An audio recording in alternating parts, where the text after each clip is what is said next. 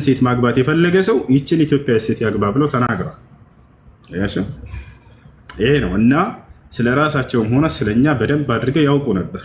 ነቢያችን ሰለላሁ ዐለይሂ ወሰለም ከዕለታት አንድ ቀን ቆም ብለው እያስተማሩ እያለ ትውልዶቻቸውን ከእኔ ትውልድ ነገ የትንሣኤ ቀን ያለ ምንም ጥያቄ ያለ ምንም ቅጣት ያለ ምንም ምርመራ 70,000 ሰዎች ገነት የሚገባሉ ብለው ሲናገሩ አንድ ሰሃባ ቆመ። ዑካሻ ብን መሕሰን ይባላል። ያ ረሱለላህ ኡድዑ ላህ ሊ አን የጅዐለኒ ሚንሁም አለ። አላህ ከነዚያ ገነት ከሚገቡት እንዲያደርገኝ ይለመኑልኝ አላቸው። ወዲያው ምን አሉት? አንተ ከነዚያ ገነት ከሚገቡት ነህ አሉት። አያችሁ ወዴት እንደምንሄድ ያውቁ ነበር። ማንም መጥቶ እኔ የት ነኝ ብሎ ቢጠይቃቸው ይነግሩት ነበር፣ ወዴት እንደሆነ ይነግሩት። የመጨረሻ ልንገርሽ፣ ነቢያችን ሰለላሁ ዐለይሂ ወሰለም አንድ ሐዲስ ተናገሩ። ነሕኑ ልአኺሩነ አሳቢቁን አሉ። እኛ ኋለኞቹ ነን ፊተኞቹም ነን አሉ። ምን ማለት ነው? በነቢያት አንደበት ይነገር ነበር። ኋለኞቹና ፊተኞቹ እየተባሉ ተገልጾላቸዋል አይደለም? እኛንን አሉ እነዚያ ሰዎች፣ እኛንን ኋለኞቹና ፊተኞቹ አሉ። ኋለኛ የተባልንበት ምክንያት ምንድን ነው? ከትውልድ ሁሉ መጨረሻ ትውልድ ላይ ስለመጣ። ከእኛ በፊት 69 ትውልድ አልፏል። እኛ 70ኛ የመጨረሻ ትውልዶች ነው።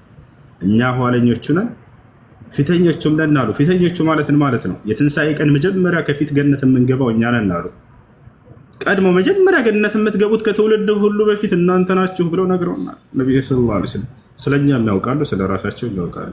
ታዲያ አንቀጹ የሚናገረው ምንድን ነው ከተባለ ወደፊት የሚወረደውን መለኮታዊ ራእይ ነው እየተናገረ ያለው። አውዱ እንደዚያ ነው እየተናገረ ያለው። ስለ መልእክተኞች አወራ፣ ስለ ነብያት። ከዚያ በኋላ ወደፊት በእኔና በእናንተ ላይ ምን እንደሚሰራ አላውቅም፣ የሚወረድልን ራእይ እንጂ አልከተልም ብለው ተናገሩ። ዘጉት በዚህ። ስለዚህ ስለሚወረደው መለኮታዊ ራእይ ነው። ያን ደግሞ ነቢይ ሳይወርድለት በፊት አያውቅም። ልክ ሲወርድለት ጊዜ ነው ያንን የሚያውቀው። ይሄ ነው እሱ። ሰላም አለይኩም። እሺ ሐሰኒ አንድ ጥያቄ አንዴ ትጨርስ ልጅ ምህረት። እሺ እሺ። አይ በቃ ጻፍ ቅዱስ ጻፍቶብኝ ልጠይቅህ ነበር ካወቀው። እሺ ሌላ ጥያቄ ላነበው ልጠይቅህ። መጽሐፍ ቅዱስ ከኛ መጽሐፍ ቅዱስ ሲሆን ነገር ብለህ ነበርና ጠፋብኝ አልያዝኩትም። እስኪ ሴቶች እርሻ ናችሁ የሚላለ ከ66 ከ66 ነው የፈለግሽው? ንገረኝ እስኪ እንትን። ኦኬ ሙሉ በሙሉ እናንተ ወንዶችም ሴቶችም ናቸው መጽሐፍ ቅዱስ ላይ እናንተ እርሻ ናቸው የተባሉት። ሴት ብቻ አይደለም ወንድም ጭምር። ወንዶችም ወንዶችም ሴቶችም ነው። ሁላቸውንም እናንተ እርሻ ናቸው የእግዚአብሔር እርሻ ናቸው ተብሎ ተገልጸዋል። በቃ እንትኑን ብቻ ስጠኝ ራሴ ነበዋለሁ ርዕስህ እንዳቀይር ማለት ነው። እሺ ችግር የለም።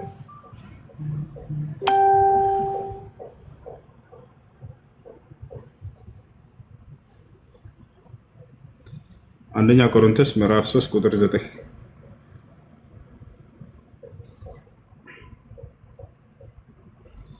አንደኛ ቆሮንቶስ ምዕራፍ 3 ቁጥር 9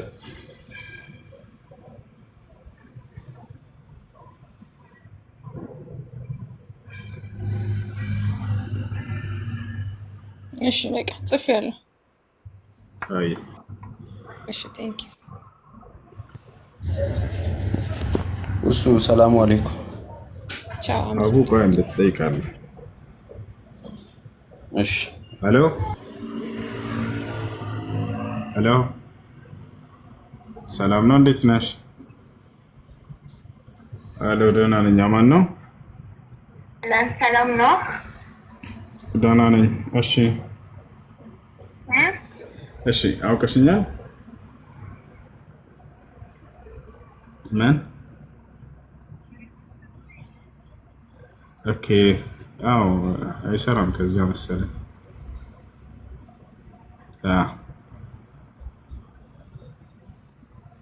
ሰላም ነው አለ። አልሐምዱሊላህ አሪፍ ነው። አልሐምዱሊላህ።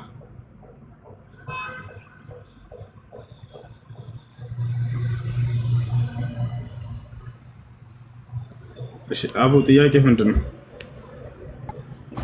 እሺ እሱ አንድ ለጥያቄ ነበረኝ። እንትን ነው አባታችን ረመዳን አካባቢ ነው ያረፈውና አላህ ይራመው። አሁን ዛፍ ምናምን ተክለን ነበር እዛ ቀብር አካባቢ። ዛፉንም ውሃ ለማጠጣትም ለምንም እንሄዳለንና ሁለት ሀሳብ ተነስቶ ነው። አንድ እየሄዳችሁ ፋቲሃ መቅራት ትችላላችሁ የሚባል ነገር በሄድን ሰዓት ማለት ነው። ሁለት ደግሞ በማንኛውም ሰዓት ይቻላል የሚል ነው አንደኛው። ሁለተኛው ደግሞ ሰደቃ ስታረጉ ቤት ሰው ጠርታችሁ ቁርአን ማስቀራትም ይቻላል የሚባል ነገር ነው።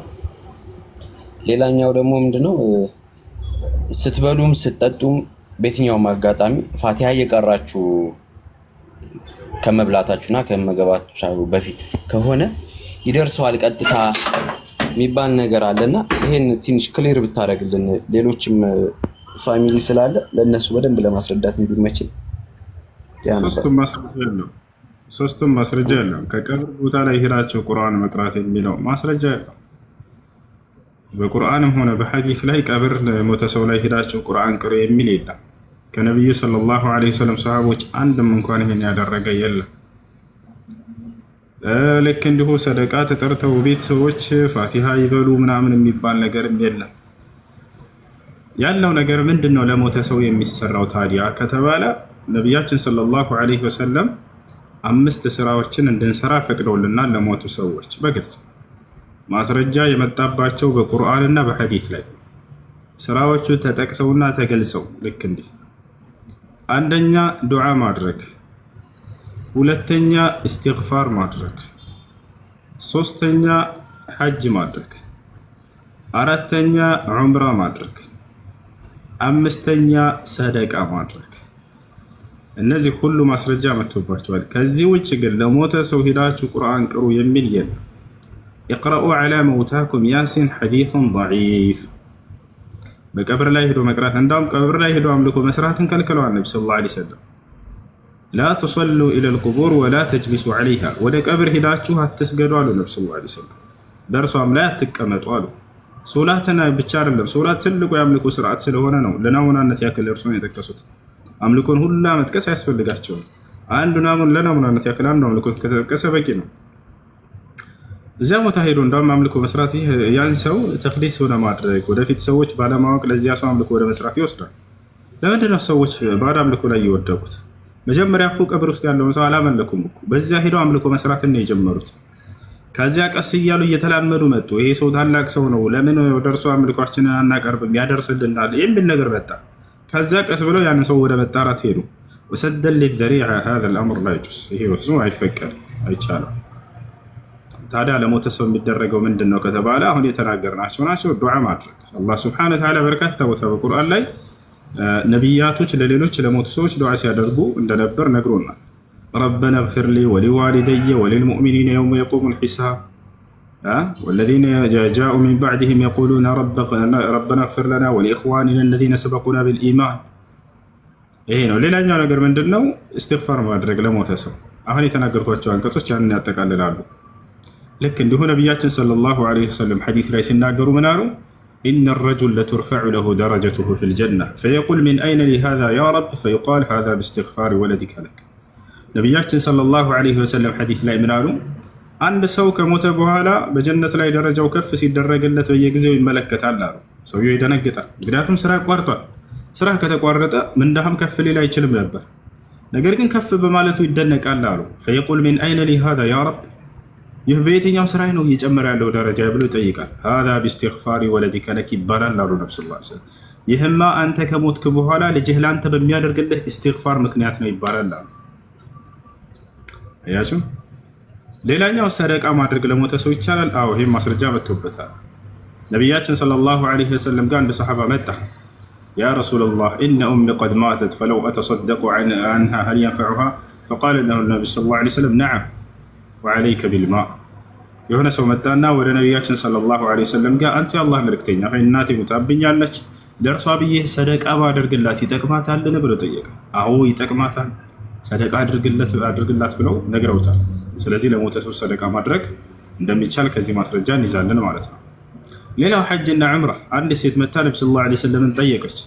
ያ ረሱላህ ኢነሁ ቀድ ማተት ፈለው አሑጅ ዐንሃ አው አዕተሚር ዐንሃ ሀል የንፈዑሃ ፈቃለ ለሃ ነብዩ ሰለላሁ ዐለይሂ ወሰለም ሑጂ ዐንሃ ወአዕተሚሪ። ነብዩ ሰለላሁ ዐለይሂ ወሰለም ለእናቴ ሐጅና ዑምራ ማድረግላት ይፈቀድልኛል ወይ ብላ ጠይቃ አንድ ሴት አው ከእርሷ ሐጅና ዑምራ አድርግላት ብለው ነግረዋታል። ስለዚህ እነዚህ አምስቶቹ ስራዎች መጥቶባቸዋል። ይሄ ነው። እሺ ነይቶ መብላትስ ማለት ከመብላት ከመጠጣት በፊት ነይተ ፋቲሃ ቀርተ የሚባለውስ እንዴት ነው እሱ ነገር?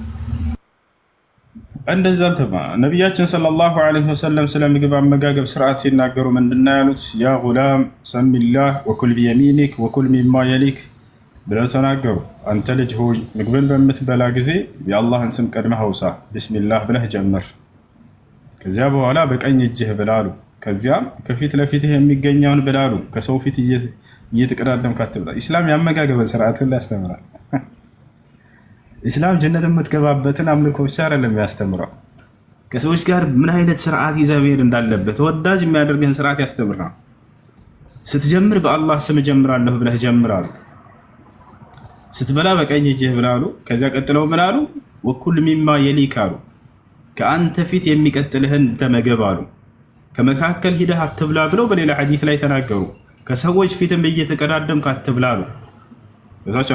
እዛ ከፊት ትበላለህ። እሱ ነው ስርዓት። እዚያም እዛም ሄደህ እንደዚህ ስጋ አለ ብለህ እዚያ ለማንኛውም ከሰው ፊት አትሽቀዳደሙ፣ ከፊት ለፊታችሁ ብለው አሉ ነብዩ ሰለላሁ ዐለይሂ ወሰለም። በልታችሁ ስጨርሱ ደግሞ ምን አድርጓሉ ነብያችን ሰለላሁ ዐለይሂ ወሰለም? በልታችሁ በጨረሳችሁ ጊዜ አልሐምዱሊላህ አለዚ አጥዐመኒ ሃዛ ወሰቃኒ ሚን ገይሪ ሐውሊን ሚኒ ወላ ቁዋ። ፈጣሪያችሁን አመስግነዋል። አያችሁ፣ ስትጀምር ገና በፈጣሪ ስም ጀምራለሁ በል። ስትጨርስ ይህን ጸጋ ስለዋለልህ ፈጣሪህን አመስግን ብለው ነብዩ ሰለላሁ ዐለይሂ ወሰለም አስተማሩ። አልሐምዱሊላህ አለዚ አጥዐመኒ ሃዛ ወሰቃኒ፣ ይህን ምግብ የመገበኝ ይህን ውሃ ያጠጣኝ አምላክ ይህ አላህ ምስጋና ይገባው ማለት ነው። ሚን ገይሪ ሐውሊን ሚኒ ወላ ቁዋ፣ ያለ እኔ ኃይልና ብልሃት በእርሱ በሆነ ኃይልና ብልሃት ለመገበኝ ምስጋና ይገባው በሉ አሉ። ይሄን ያለ ሰው ኃጢአቱ ይማርለታል አሉ። አምላክ አላህ ሱብሓነሁ ወተዓላ እዚህ ዓለም ላይ የፈጠረን ስለዋለልን ጸጋ እንድናመሰግነው ነው አሉ። ያንን ያዘዘንን ትልቁን የአምልኮ ስርዓት ምስጋና የሚባለውን ስናደርግ ጊዜ የሚያደርግልን ነገር አለ። ለኃጢአት ይማርልሃል። አስበዋል። በልተህ ጠጥተህ ኃጢአት ይማርልሃል። አንተ በዚያ ስለዋለልህ ጸጋ አምላክህን አመስግነው። هذا هو الاسلام። ኢስላም ይሄ ነው። እሺ ነይቶ መብላት ትርጉም አለው? እሱ ይደርሰዋል? እንዴት ነው ከሞተው ሰው ጋር ግንኙነት ቢኖረው መነየት? ይሄን ቅድም እንዳልኩት ሰደቃ በሚለው ከሆነ አንተ ለድሃዎች በምታደርገው ምጽዋት ስለ አባቴ ስለሞተው ሰው ብለህ ሰደቃ ብታደርግ፣ ምግብ ሊሆን ይችላል፣ ብር ሊሆን ይችላል፣ ልብስ ሊሆን ይችላል፣ ማንኛውም ለሰዎች የሚረዱ ነገራቶች ነይተህ ለአባቴ ብለህ በልብህ አስበህ ያንን ብትሰጥ አዎ እንደ ሰደቃ ይቆጠራል። እሺ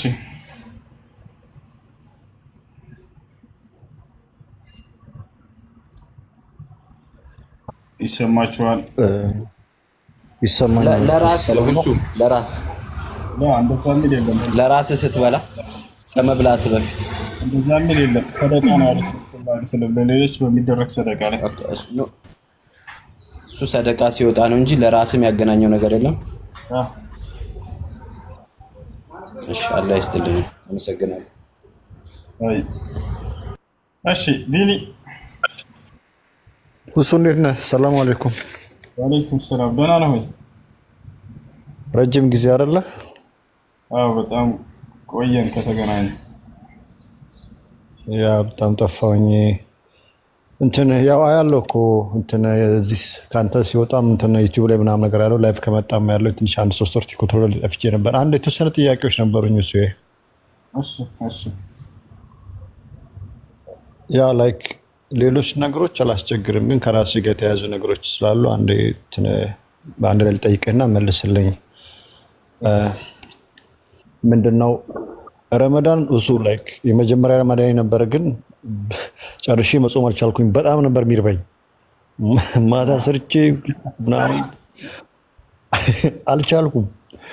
ግማሹን እስከ 6 ሰዓት ምናምን ጾምኩት። ለዛ ምንድነው ማድረገው? ሁለተኛ ልጨርስልህ ጥያቄዎች። ሁለተኛ ውሻ ነበረኝና ትላንት ወዲያ ማነው እየነዳው እየሰማሁ ነበረ ከዛ በፊት እኔ የሚሆነው ጥያቄ ነበረኝ። ላይክ በጣም ወዳቸው 2 ውሾች አሉኝ። ውሻ ቤቱ ያለበት ሰው መላኢካ አይገባም የሚል ዳዕዋ ሰምቻለሁኝ፣ በእርግጠኝነት አስታውሳለሁ። እና እሱ ብቻ ሳይሆን ከሆነ አጀርም ያንን ተራራ የሚያክል አጀር ነው እየተቀነሰለት ይቀነስበታል የሚል እንትን ዳዕዋ ሰምቼ ነበር። እሱ እንዴት ይታያል? ውሾች የምላርጋቸው። ሶስተኛ ቁማርና ምን እንደሆነ አክሲዮን ላይክ አራጣ የሚባሉ ነገሮችን ላይክ እንትን ስትል ሰምቻለሁ። እነሱን በደንብ ታብራራልኝ። ምክንያቱም ግማሹ ቢዝነስ አሁን ላይክ ከእንደዛ አይነት ቢዝነሶች ጋር የተያያዘ ነው፣ ቁማር አይደለም። ግን እንዴት መሰለ የሆኑ ብዙ ሰዎች ይሆናሉ፣ የሆነ ብር ድርሻ እንገዛለን፣ ከዛ ላይ በየቀኑ ያስገኝልን ትርፍ አለ ማለት እኔ እዛ ነገር ላይ ብሩን ከማዋጣት ውጪ ወይም ደግሞ ያን ነገሮች ለሰዎች ሼር ከማድረግ ውጪ ማድረገው አስተዋጽኦ የለኝም። ያን እንዴት ታየዋለህ? ሌላ እነዚህ 3 እንጨርስልኛል። 1-2 ይቀሩኛል።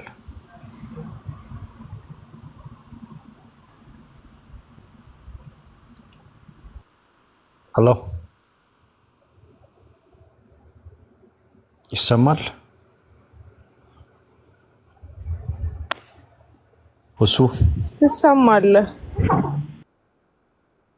እሱ ግን አይሰማኝም። ጊቭ ሂም አ ሚኒት ሜቢ የሆነ ነገር እያደረገ ይሆን። ኦኬ ሶሪ።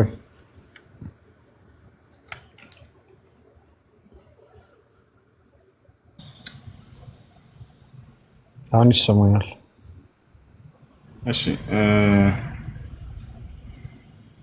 የመጀመሪያው ጥያቄ ምንድን ነው? ያለብህን ቀጣ ጾም ነው። እሱን መጾም አለብህ። አሁን ሲመቻችልህ ጊዜ ቀጣ አውጣ።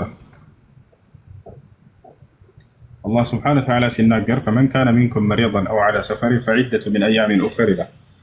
ከእናንተ በጾም ቀን የታመመ ሰው ካለ ወይም ሙሳፊር የሆነ ሰው ካለ ሳይጾም የቀረ ሰው ባጭሩ በሌላ ጊዜ እነዚህን ቀናቶች ቆጥሮ ይጾም ይላል። ስለዚህ አሁን በጾም ነው የሚጠበቅብህ። ከቻልክ በተከታታይ ካልቻልክም ችግር የለውም፣ እያቆራረጥክ ቢሆንም መጾም ትችላለህ። ሁለተኛው ምንድነው? ውሻን ስለማሳደግ በተመለከተ ውሻን ማሳደግ በእስልምና ለ3 ዓላማ ከሆነ ይፈቀዳል። ለ3 ዓላማ ከሆነ ይፈቀዳል። አንደኛ ምንድነው? ቤት ጥበቃ፣ ለቤት ጥበቃ ይውል ዘንድ። ሁለተኛ ምንድነው? ለእንስሳት ጥበቃ ይውል ዘንድ። አይታችሁ ከሆነ ገጠር ላይ ሰዎች ከእንስሳቶቻቸው ጋር ውሻን ያስከትላሉ። ያ ገበሬ ውሻው እንስሳቶችን ይጠብቅለታል። ሁለተኛ እሱ ነው። ሶስተኛ ለአደን፣ አይታችሁ ከሆነ ለአደን ይጠቀሟቸዋል። አላህ ሱብሓነሁ ወተዓላ በቁርአን ላይ ፈቅዷል፣ ተናግሯል። ሙከልቢነ ቱዐሊሙነሁነ ሚማ ዐለመኩም ላህ እያለ ይናገራል። ፈኩሉ ሚማ አምሰክና ዐለይኩም ወዝኩሩ ስመላሂ ዐለይህ እያለ ይናገራል። እና ለነዚህ ለ3ቱ ዓላማ ከሆነ ችግር የለውም። ለነዚህ ዓላማ አሳድጋለሁኝ ያለ ሰው ወደ መኖሪያ ቤቱ ሳይሆን ግቢ ውስጥ ወይንም ደግሞ ሌላ ቦታ እንትን ቢላቸው ቢንከባከባቸው ችግር የለውም። አሁን ምን መሰለህ እንትን ያለው በዋናነት አንተ ያነሳው ሀሳብ መላእኮች ወይንም መላእክቶች አይገቡም የተባለበት ምክንያት ውሻ እንደምናውቀው ልጋጉ ይነጅሳል። ይሄ አላህ ሱብሓነሁ ወተዓላ በነብዩ ሰለላሁ ዐለይሂ ወሰለም በኩል ነግሮ ነብያችን ሰለላሁ ዐለይሂ ወሰለም ምን አሉ? ኢዛ ወለገ አልከልቡ ፊ ኢናኢ አሐዲኩም ፈግሲሉሁ ሰብዐን ወለሁነ ቢቱራብ ወአኺሩሃ ቢልማእ አሉ። ውሻ በሆነ ልብሳችሁ ወይንም ዕቃችሁ ላይ ልጋጉን ወይንም ለሃጩን ቢያስነካባችሁ 7 ጊዜ ጠቡት። የመጀመሪያውን 6ቶችን በአፈር ከዚያ አንዱን በውሃ ይቅርታ፣ አንዱን የመጀመሪያውን በአፈር ሌላውን በ6ቱን በውሃ እጠቡ ብሎ ተናግረዋል። ስለዚህ ይህ ውሻ ቤት ውስጥ እንደፈለገ የሚንቀሳቀስ ከሆነ አንተ የምትሰግድባቸው ቦታዎች ላይ ሳታየው እነዚያ ቦታ ላይ ሊያንጠባጥብ ይችላል ልጋጉ። ውሻ በተለይ ደግሞ መተሃም አልመተሃም የሚያለከልክ ብቸኛ እንስሳት ከተቀመጠ የሚያለከልክ ነው በአብዛኛው ማለት ነው። እና ይህ ውሻ ቤት ውስጥ በሚንቀሳቀስ ጊዜ የምትሰግድባቸውን ቦታ ይነጅስብሃል ከሚል አንጻር ነው እንጂ ኢስላም ውሻን ከመጥላት አይደለም። ያ ነው። እና የራሱ ቦታ የሆነች ነገር ከለል አድርገህለት ግቢ ላይ ሊሆን ይችላል፣ ወደዚያው ከምትሰግድበት ቦታ ከቤት ውስጥ አስወጥተው እዛ እንዲያድግ ማድረግ ትችላለህ። ችግር የለውም። ለ3ቱ ዓላማ እስከሆነ ድረስ እሱ ነው። እሺ፣ ሌላኛው አክሲዮን የሚባለው ነገር ነው። አክሲዮን ችግር የለውም። ይህን ገንዘብ እናንተ ሁላችሁም ታመጣላችሁ። አንተ እንዳልከው ታዋጣላችሁ የሆነ ገንዘብ፣ ከዚያ ገንዘብ እየሰራ ትካፈላላችሁ። ቦታ አለ አይደል?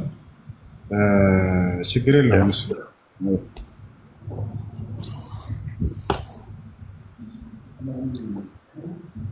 እሺ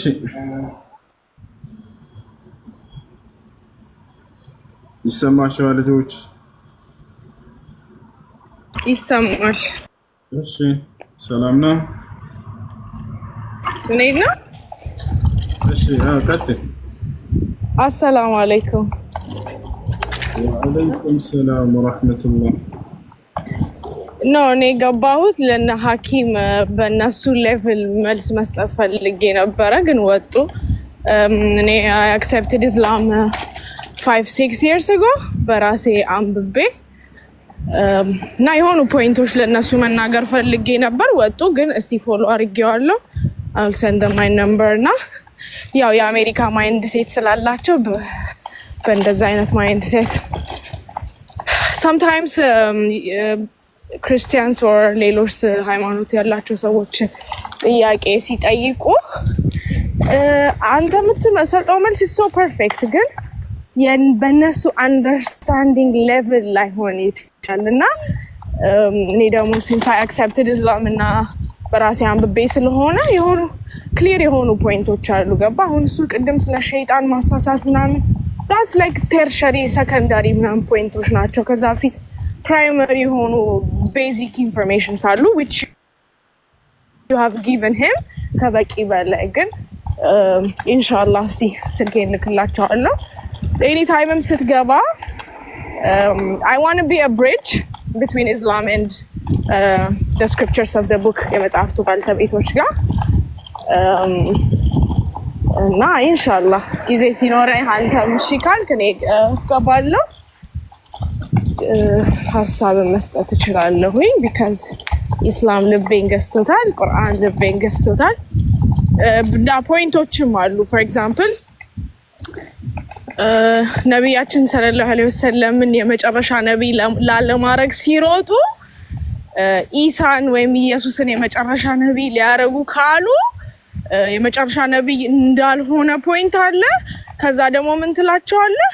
ኦኬ ኢሳ ነቢይ ከሆነ እንዴት አምላክ ይሆናል? ኢዝ ኢኳልስ ቱ እንደዚህ አይነት ቤዚክ አርጊመንቶች አሉ።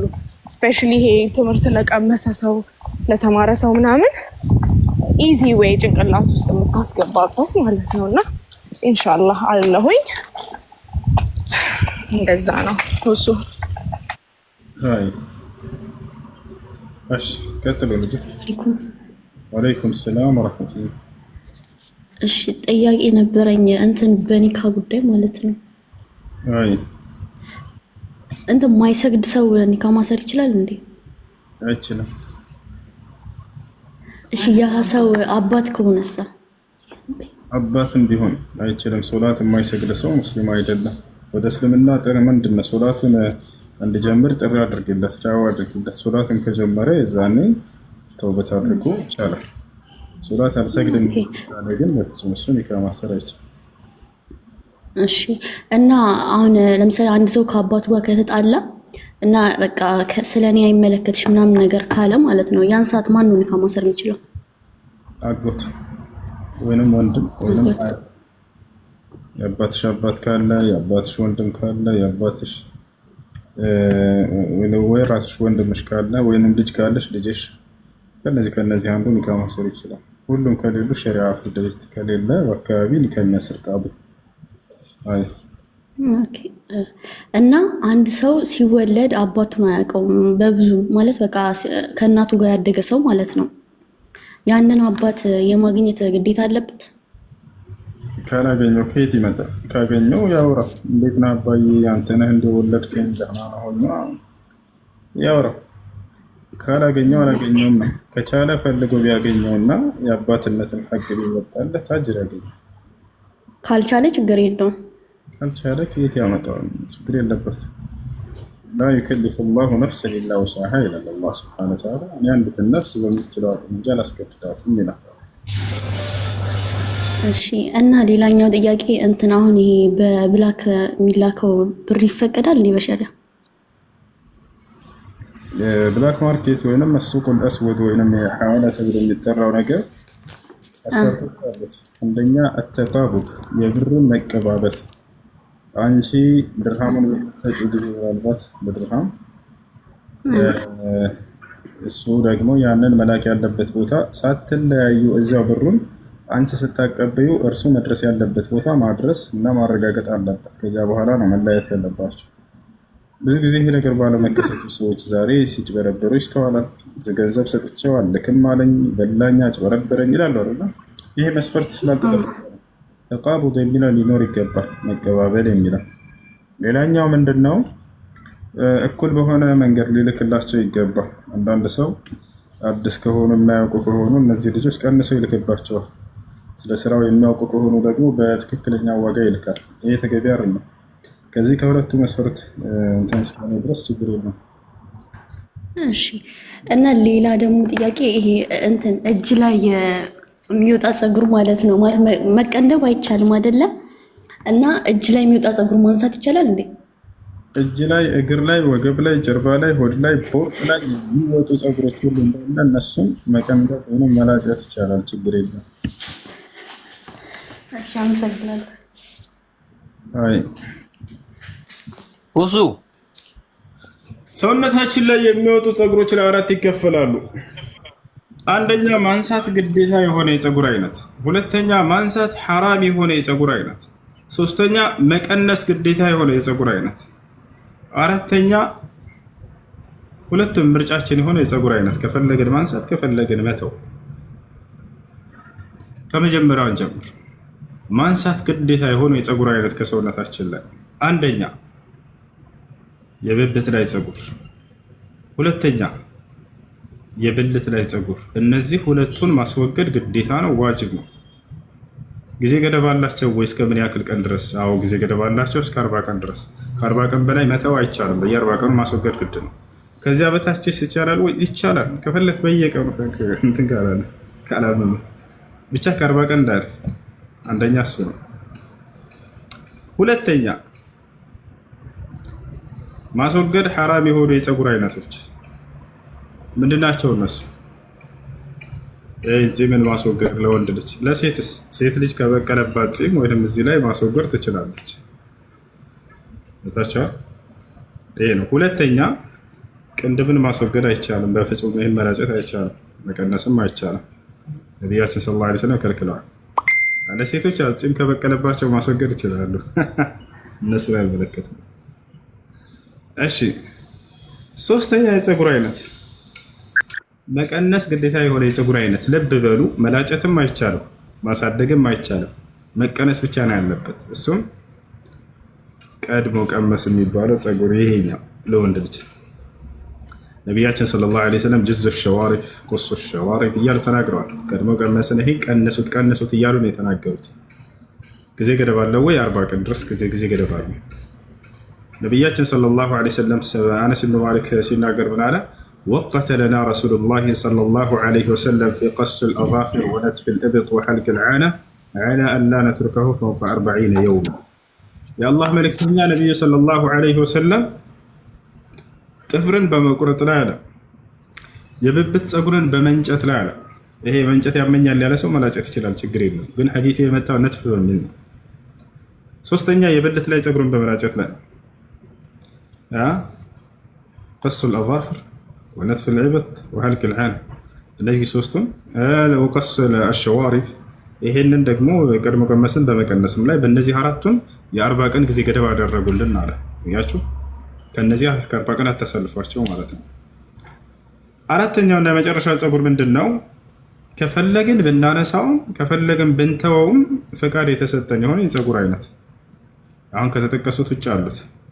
የእግር ላይ ፀጉር ሊሆን ይችላል፣ የእጅ ላይ ፀጉር ሊሆን ይችላል፣ የጀርባ ላይ ፀጉር ሊሆን ይችላል ካለባችሁ፣ የደረት ላይ ወይንም የሆድ ላይ ማንኛውም እነዚህ ከዚህ ውጭ ያሉ የፀጉር አይነቶችን ሰውየው ከፈለገ ቢተው ከፈለገ ደግሞ እንትን ቢለው ችግር የለውም። ይሄ ለወንድም ለሴትም ነው። ለወንድም ለሴትም ነው፣ ችግር የለውም። አብዛኛው ሰው ይሄ ለሴቶች አይፈቀድም ይመስላል። ማን ነው እንደሰለ? የእግር ላይ ፀጉር ወይንም የእጅ ላይ ፀጉር ሁሉም ማስወገድ ይችላል። ከፈለገ መተውም ትችላለህ፣ ዝንጀሮ እስካልመሰልክ ድረስ። ለማንኛውም ይሄ ነው። እሺ ጥያቄ ያለ ይቀጥል። አንድ ዜል ጠይቆይ እሺ ይቅርታ ሶሪ አፉ በላይ እሺ ቀጥሉሽ። አንድ ዜ ስለ ክሪፕቶ ፈትዋ እንድትሰጠኝ ነበረ። ክሪፕቶ ምንድን ነው? ክሪፕቶ እነኚህ ኦንላይን ላይ ቢዝነስ የሚሰሩት ስራ ምንድን ነው? እኔ አልሰራም። ስራውን ሲሰራም ሰርቼ አላውቅም፣ አይቼ አላውቅም።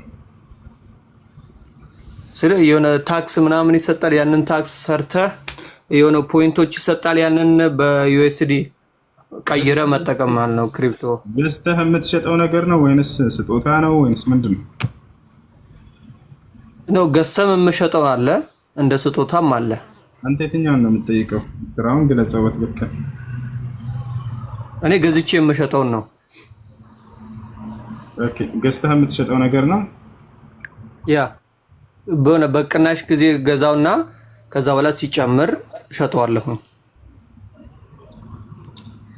እሺ እንደ አጠቃላይ እነዚህ ነገራቶች የሆነ ፈትዋ ላይ አይቻለሁኝ ዑለሞች ክልክል እንዳሉ ክልክል ናቸው ብለው የገለጹበት ነገር አለ። ከቁማር ጋር የሚያዝ ነገር አላቸው ምናምን በሚል ማለት ነው። እና ከማን እንደሚመጡ ምናምን እንደዚህ አይታወቁም በሚል የከለከሉበት አለ። ስራውን በትክክል እኔ ሲሰራ አላየሁትም፣ እንዴት እንደሆነ ግብይቱም ይሄ ነገር እንትን በሉት ሹብሃ ያለበት የገንዘብ አይነት ነው። በስተውት የተሻለ ነው፣ በስተውት የተሻለ ነው። ክልክል እንደሆነ የተናገሩበት ቦታ አለ። እሺ ጥያቄ አለ ይቀጥል። ሰላም አለይኩም። ወአለይኩም ሰላም ወራህመቱላሂ ወበረካቱ። እሺ ሁለት ጥያቄ ያለኝ መጠየቅ እችላለሁ? እሺ መርሐባ። የመጀመሪያው ጥያቄ ማለት እውቀቱ የለኝም ግን እንድትነግረኝ ፈልጌ ነው። እሺ ቀደር የሚባለው ነገር ምንድን ነው?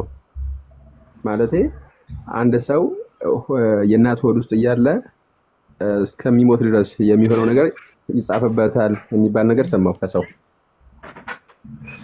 ዱንያ ላይ የሚሰራቸው ነገር ሁሉ ይጻፍበታል፣ ጀነት ይሁን ጀሃነምም ይታወቃል። ያ ሰው ተጽፎበታል መጀመሪያ። እሺ ቀደር ማለት የአላህ ሱብሓነሁ ወተዓላ ቅድመ እውቀት ማለት ነው ባጭሩ። የአላህ ሱብሓነሁ ወተዓላ ቅድመ እውቀት ስለ ፍጥረታቱ የወደፊትን ሁሉ ያውቃል። ዓሊመ መራቲብ القدر أربعة علم الأشياء قبل حدوثها وكتب ذلك في اللوح المحفوظ ثم شاء ثم أوجد የአላህ ቅድመ እውቀት ናቸው። የአላህ ቅድመ እውቀት በሰው ልጆች ላይ ታዲያ ለሁለት ይከፈላል።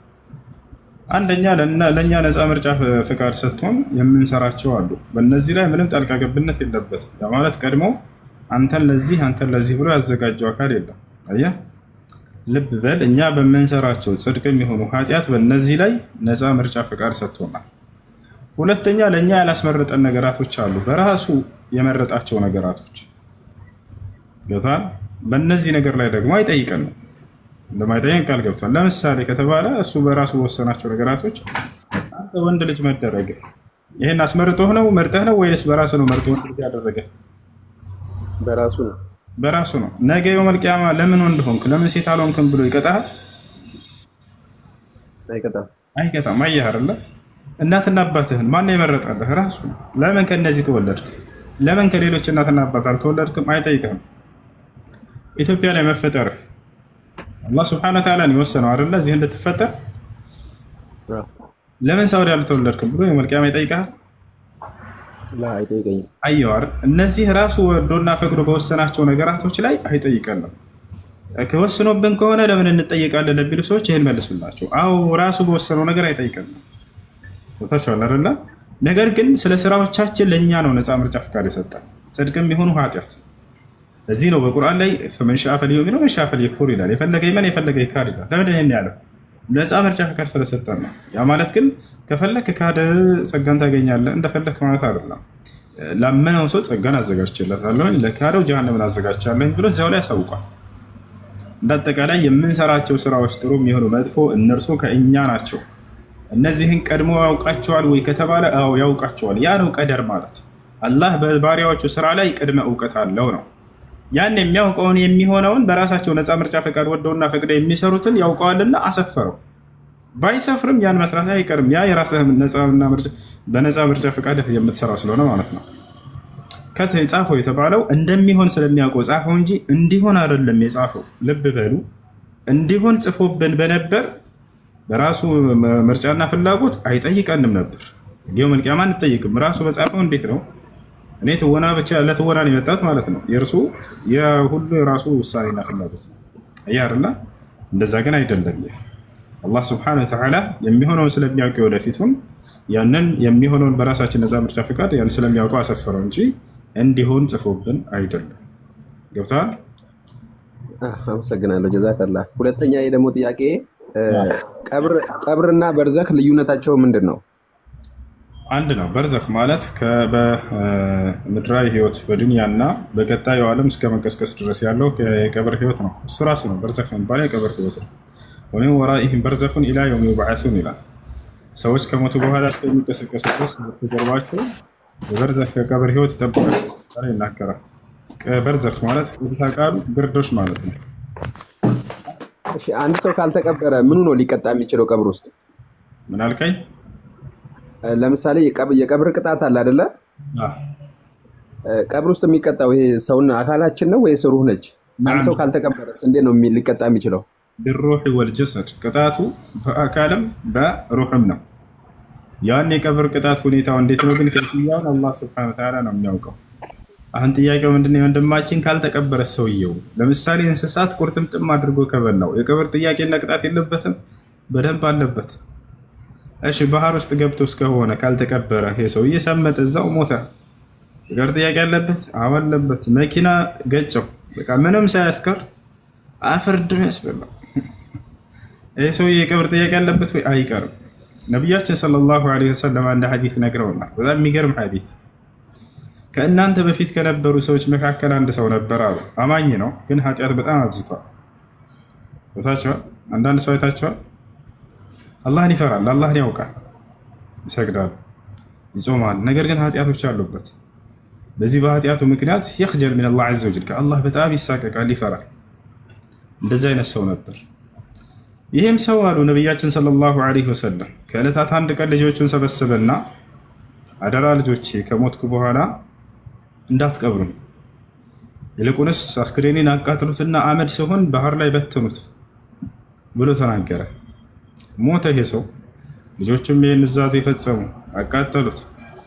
አስክሬኑን ምን አደረጉት? አመድ ከሆነ በኋላ ባህር ላይ በትኑት። فجمع الله سبحانه وتعالى جسده وأقامه أمامه الله سبحانه وتعالى ይህን ሰው ሙሉ አካሉን ሰበሰበና አቆመው፣ አስነሳው።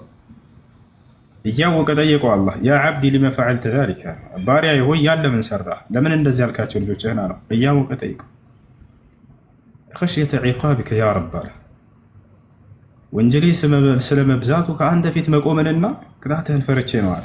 አፍሬ ነው በወንጀሌ ከአንተ ፊት እንዳልቆም ብዬ ነው አለ። ሰውየው እውቀት እንደሚያንሰው እንረዳለን። በዚህ እውቀት ያንሰዋል፣ ነገር ግን በጣም አላህን ይፈራ ነበር፣ ያውቅ ነበር። የሰው ቦታቸው አለ።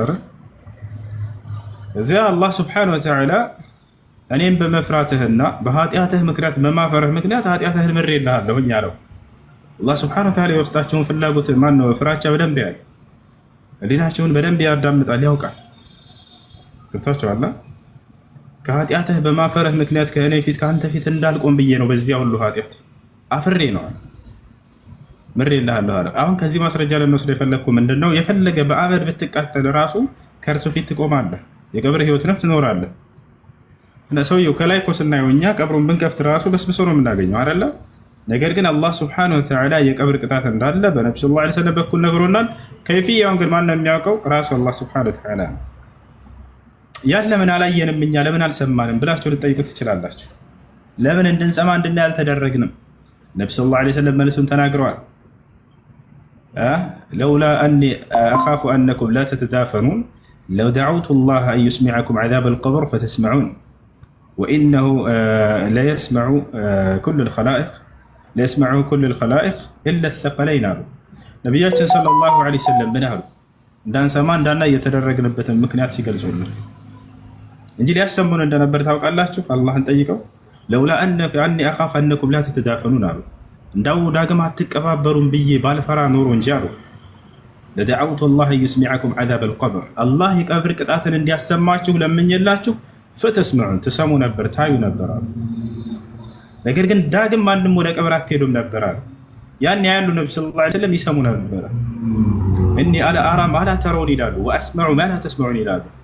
እናንተ የማታዩትን እኔ ያለሁኝ፣ እኔ እናንተ የማትሰሙትን እኔ እሰማለሁኝ አሉ። ይሄ ነው እና የቀብር ቅጣት አለ። ወላ ያዕለሙ ከይፍየተ ዛሊከ ኢላ ላህ ሱብሓነሁ ወተዓላ። እሺ ይሄ ነው። ለዚህ ነው ነቢያችን ሰለላሁ ዐለይሂ ወሰለም ከዕለታት አንድ ቀን በቀብር ስር እየሄዱ እያለ የሆነ ቀብር ስር ቆሙና ሁለቱ ቀብሮች ላይ ቅጠሎችን አንድ ቅጠል ቀለጠሱና ከዛፍ ላይ ለሁለት ሰብረዋቸው አንዱን አንደኛው ላይ አደረጉ። ከዛም ለሰሃቦች ነገሯቸው ይህን ሚስጥሩ። እነሁማ ለዩዐዘባን አሉ። እነዚህ ሁለት የቀብር ባለቤቶች አሁን እየተቀጡ ነው አሉ። ማን እንደሚቀጣ ያዩ ነበር፣ ይሰሙ ነበር። እያለፉ አላህ ሱብሓነሁ ወተዓላ ያሳያቸዋል። ሐታ እየሰገዱ ሶላት የጀነትን ጸጋ ከፊታቸው አምጥቶላቸው እንደነበር አይተው እንደነበር ይህንን በቡኻሪና ሙስሊም ላይ ተዘግቧል። ነቢያችን ሰለላሁ ዐለይሂ ወሰለም እኛም ማናየውን ያያሉ፣ የማንሰማውን ይሰማሉ። ሌላው ከተሰጣቸው ተአምር በዚሁ አያይዤ ከፊት ልክ እንደምናየው ሁሉ ከኋላቸው ልክ እንደዚያው ያዩ ነበር። ያ ማለት ምንም ሳይዞሩ ከኋላ ያለውን ከፊታቸው አምጥቶ አላህ ያሳያቸዋል። ይሄ ከተሰጣቸው አንደኛው ተአምር ነበር። ነቢያችን ሰለላሁ ዐለይሂ ወሰለም ከዕለታት አንድ ቀን ሶላት እያሰገዱ እያለ አንድ ሶሓባ እሳቸው እያሰገዱ ነው፣ ልብ በሉ ኢማም ሆነው እያሰገዱ ነው። አንደኛ ሶሓባ ሩኩዕ ላይ ነቢያችን ሰለላሁ ዐለይሂ ወሰለም ልክ ሲወርዱ ረካዓው እንዳያልፈኝ ብሎ ገና መስጅዱ ግብት እንዳለ ሶፉ እስኪደርስ ድረስ ገና ከበሩ አላሁ አክበር ብሎ ሩኩዕ ወርዶ አጎንብሶ እየተረማመደ ሄደ። ይህ ስህተት ነው የማድረግ። አጎንብሶ ከበር ጀምሮ እየተረማመደ ሄደና ሶፉ ላይ ደረጃ ቆመ ሄደ።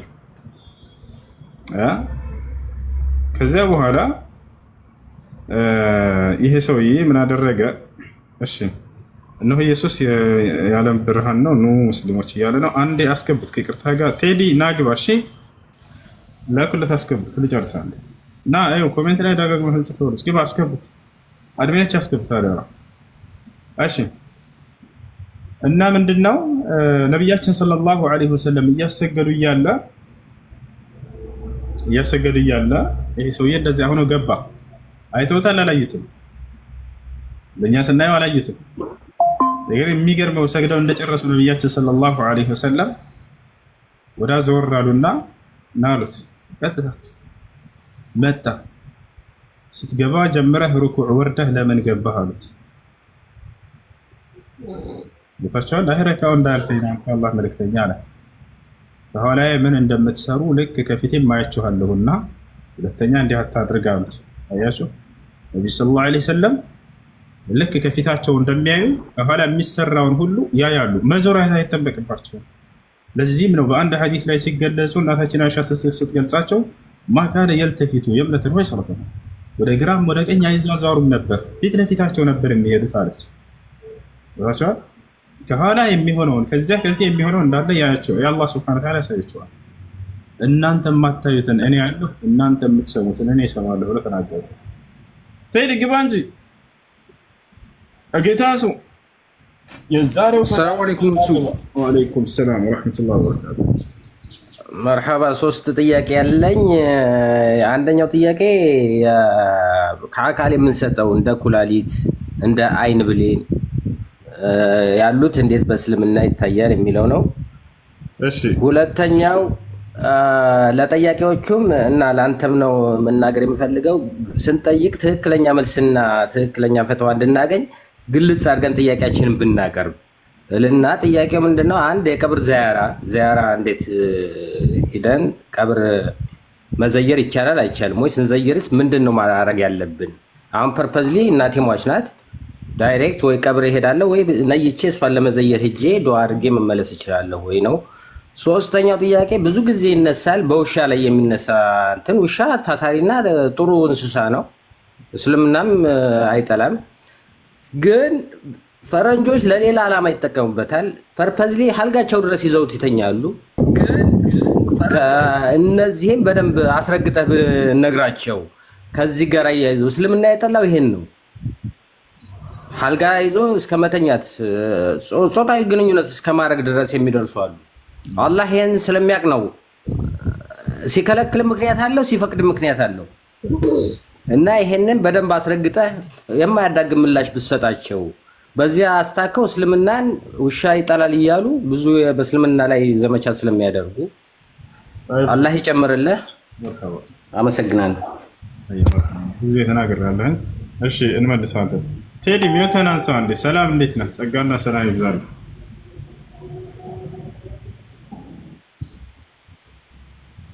ቴዲ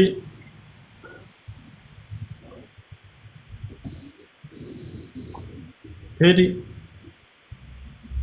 ሰላም ናችሁ?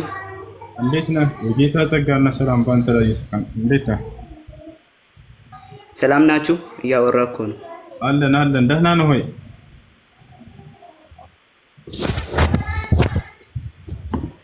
ቴዲ አለን አለን። ሰላም ለትውልዳችን ሁሉ አለን አለን። ሰላም ለትውልዳችን ሁሉ በኢትዮጵያ ለሚኖሩት ይሁን። እኔ ዛሬ እዚህ የመጣሁት ለክርክር አይደለም። በመጀመሪያ በመጽሐፍ ቅዱስ እንወያያለን። የኛ መጽሐፍ ቅዱስ እንደምናገረው ከሆነ የምናገር ሁሉ እንደ እግዚአብሔር ቃል ይናገር ስለሚል ሁላችሁም በተረጋጋ መንፈስ እንመካከራለን። እውነተኛው የቱ እንደሆነ እያወራን ስለምንናገር ክርክር አያስፈልግም።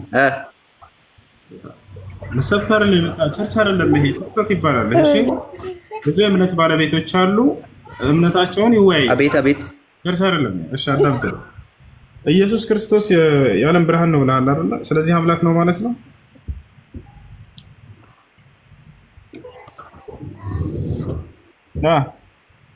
ቴዲ ኢየሱስ ክርስቶስ የዓለም ብርሃን ነው ብለሃል። ስለዚህ አምላክ ነው። ኢየሱስ ክርስቶስ የዓለም ብርሃን ነው። ስለዚህ አምላክ ነው አይደል? አዎ። ኦኬ። ሐዋርያቶች የዓለም ብርሃን ናቸው። እንዴት እንደሆነ እነግርሃለሁ። እኔ ሐዋርያቶች ከመጽሐፍ ቅዱስ እነግርሃለሁ። ሐዋርያቶች የዓለም ብርሃን ናቸው አይደለም? ሐዋርያቶች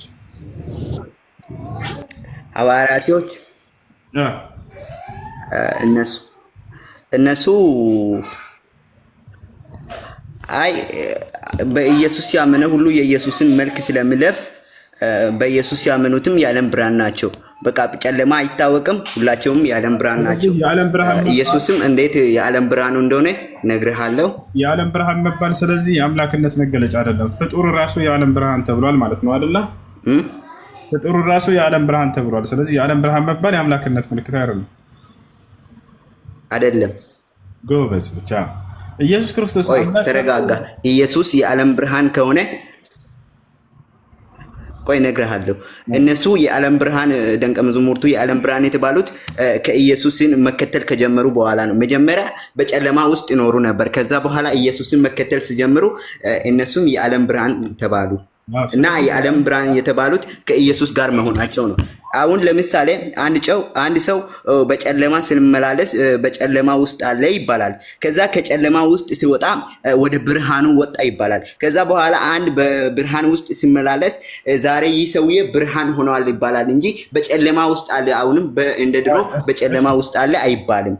ስለዚህ እነሱም ወደ ኢየሱስ ስለመጡ የዓለም ብርሃን ናቸው ተብለዋል። ስለዚህ የዓለም ብርሃን የሚለው መገለጫና ባህሪ የፍጡርም መገለጫ ነው ማለት ነው አይደለም?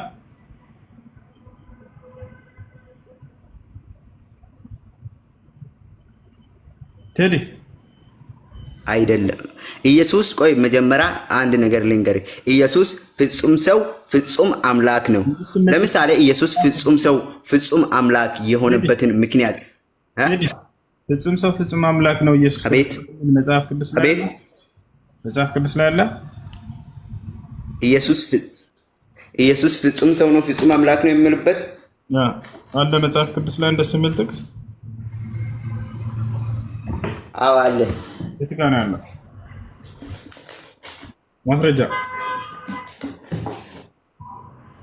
እሺ እኔ ከመጽሐፍ ቅዱስ ጠቅሼ እነግርሃለሁ። አንተ ብቻ ተረጋጋ። እሺ አብሽር። እስከዛ ከሌሎች ጥያቄውን ጠይቅ፣ እኔ እነግርሃለሁ።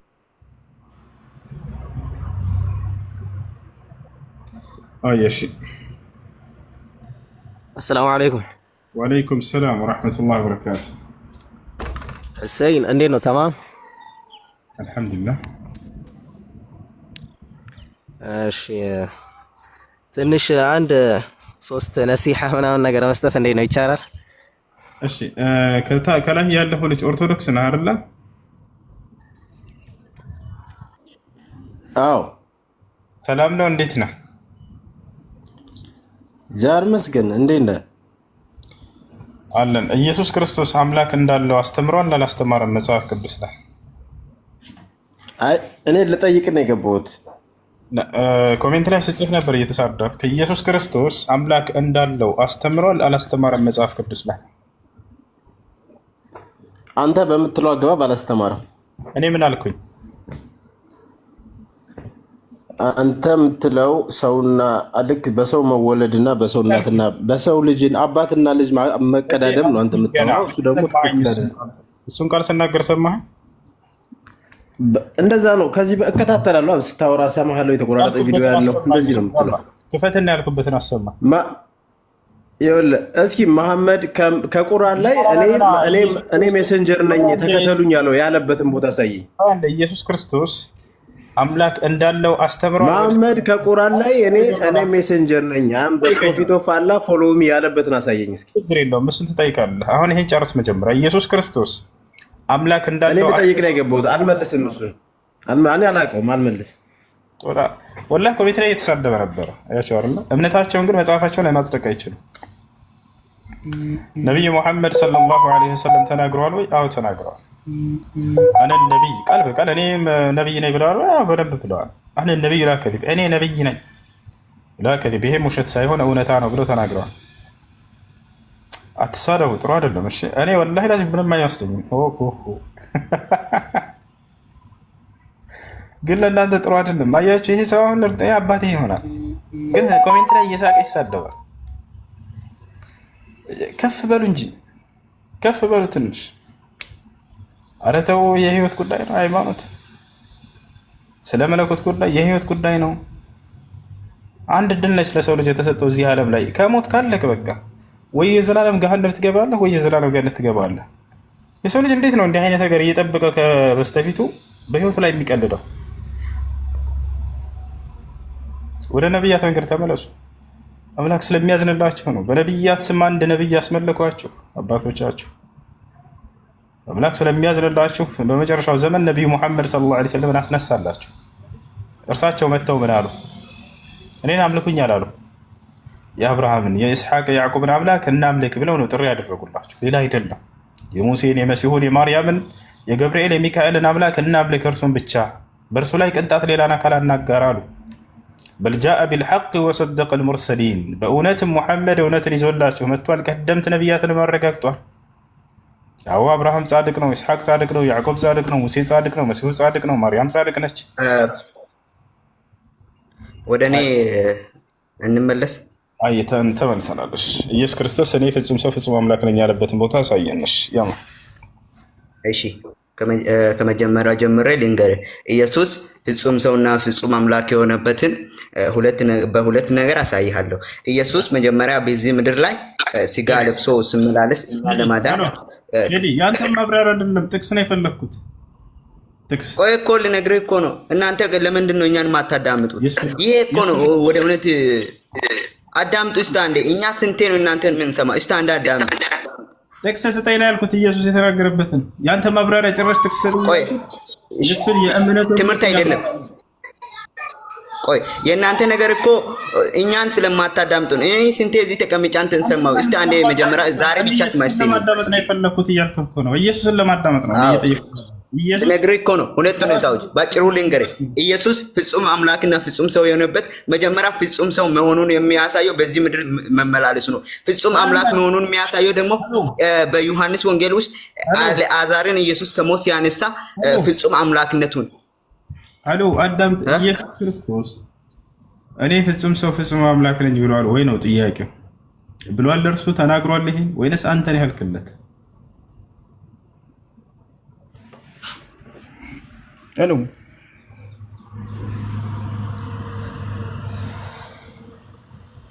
ጥያቄ ትጠይቋቸዋላችሁ፣ ከዚያ የራሳቸውን እምነት ይነግሯቸዋል። እኛ እናንተን እምነት ለመስማት እኮ አይደለም፣ እምነታችሁንማ እናውቃለን እኮ መድገም አያስፈልገውም። ያንተን እምነት ስለማውቅ እኮ ነው ጥያቄ ጠየቅኩ። በቃ እንዴት ልንገርህ፣ በቃ ማሰማት ከሆነ ተነስህ ማስረግ ትችላለህ ወይ ነው ጥያቄው። በቃ የሚናገር ሁሉ እንደ እግዚአብሔር ቃል ይናገርላል። እኔ ይሄ ታሪክ አይደለም ማውራ፣ በቃ ተው። እሺ እንግዳውንስ በትክክል በተቀመጠው ኢየሱስ ክርስቶስ አምላክ እንዳለው አስተምሯል አይደለ? እኔ ለዚህ ንግግር ከራሱ ንግግር ማስረጃ ልስጥህ። ከኢየሱስ ክርስቶስ ንግግር ኢየሱስ እኔ አምላክ ነኝ ያለበትን ቦታ ነው የፈለግከው? ኢየሱስ አምላክ ነኝ ብሎ ብዙ ቦታ ነው ያወራው። እስቲ ለምሳሌ አንድ ቦታ የሚባል ልንገርህ። አንድ ብቻ ነው ፈልገው፣ ሁለት ራሱ አይደለም አንድ። አብሽር። እሺ ቆይ እሱንም ከሰማ ብቻ ነው የምነግርህ። ካልሰማህስ ነግረኝ። እነግርሃለሁ። እሺ ቆይ ራእይ ወንጌል ምዕራፍ 1 ከቁጥር 17 ጀምሮ ላንብብህ። ያው በቪዲዮ ላንብብህ። አንብበኝ። እሺ በቪዲዮ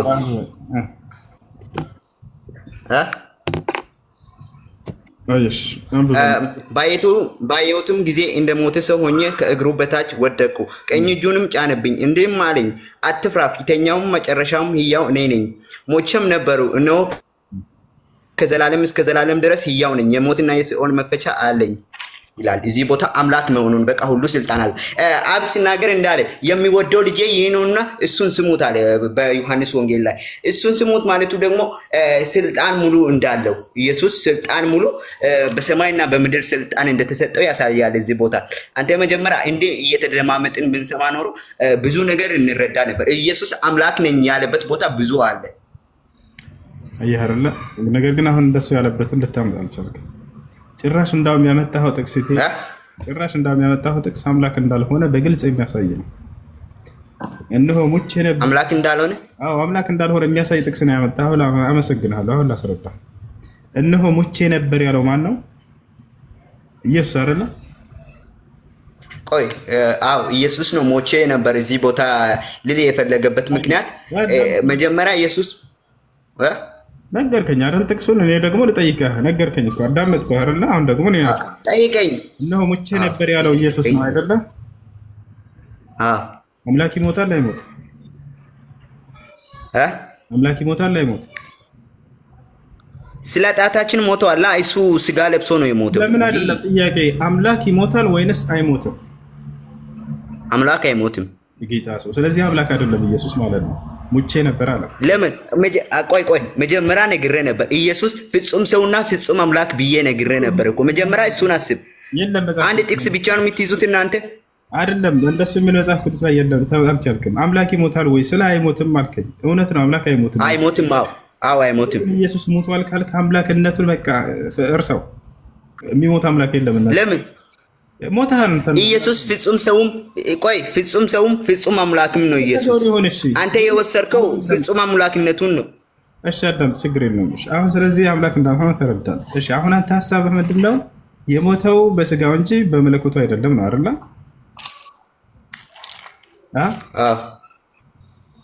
ክርስቶስ የሞተው በስጋው ነው በመለኮቱ አልሞተም የሚል ጥቅስ አለ መጽሐፍ ቅዱስ ላይ?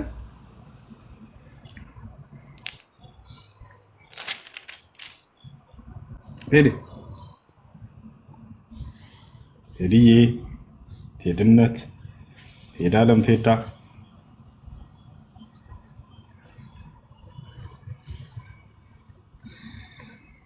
ቴዲ የጌታ ሰው፣ የዛሬው ቀን ያንተ አይደለም።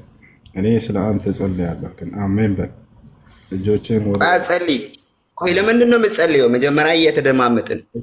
ቆይ እዚህ ከመጽሐፍ ቅዱስ እነግርሃለሁ። አየሽ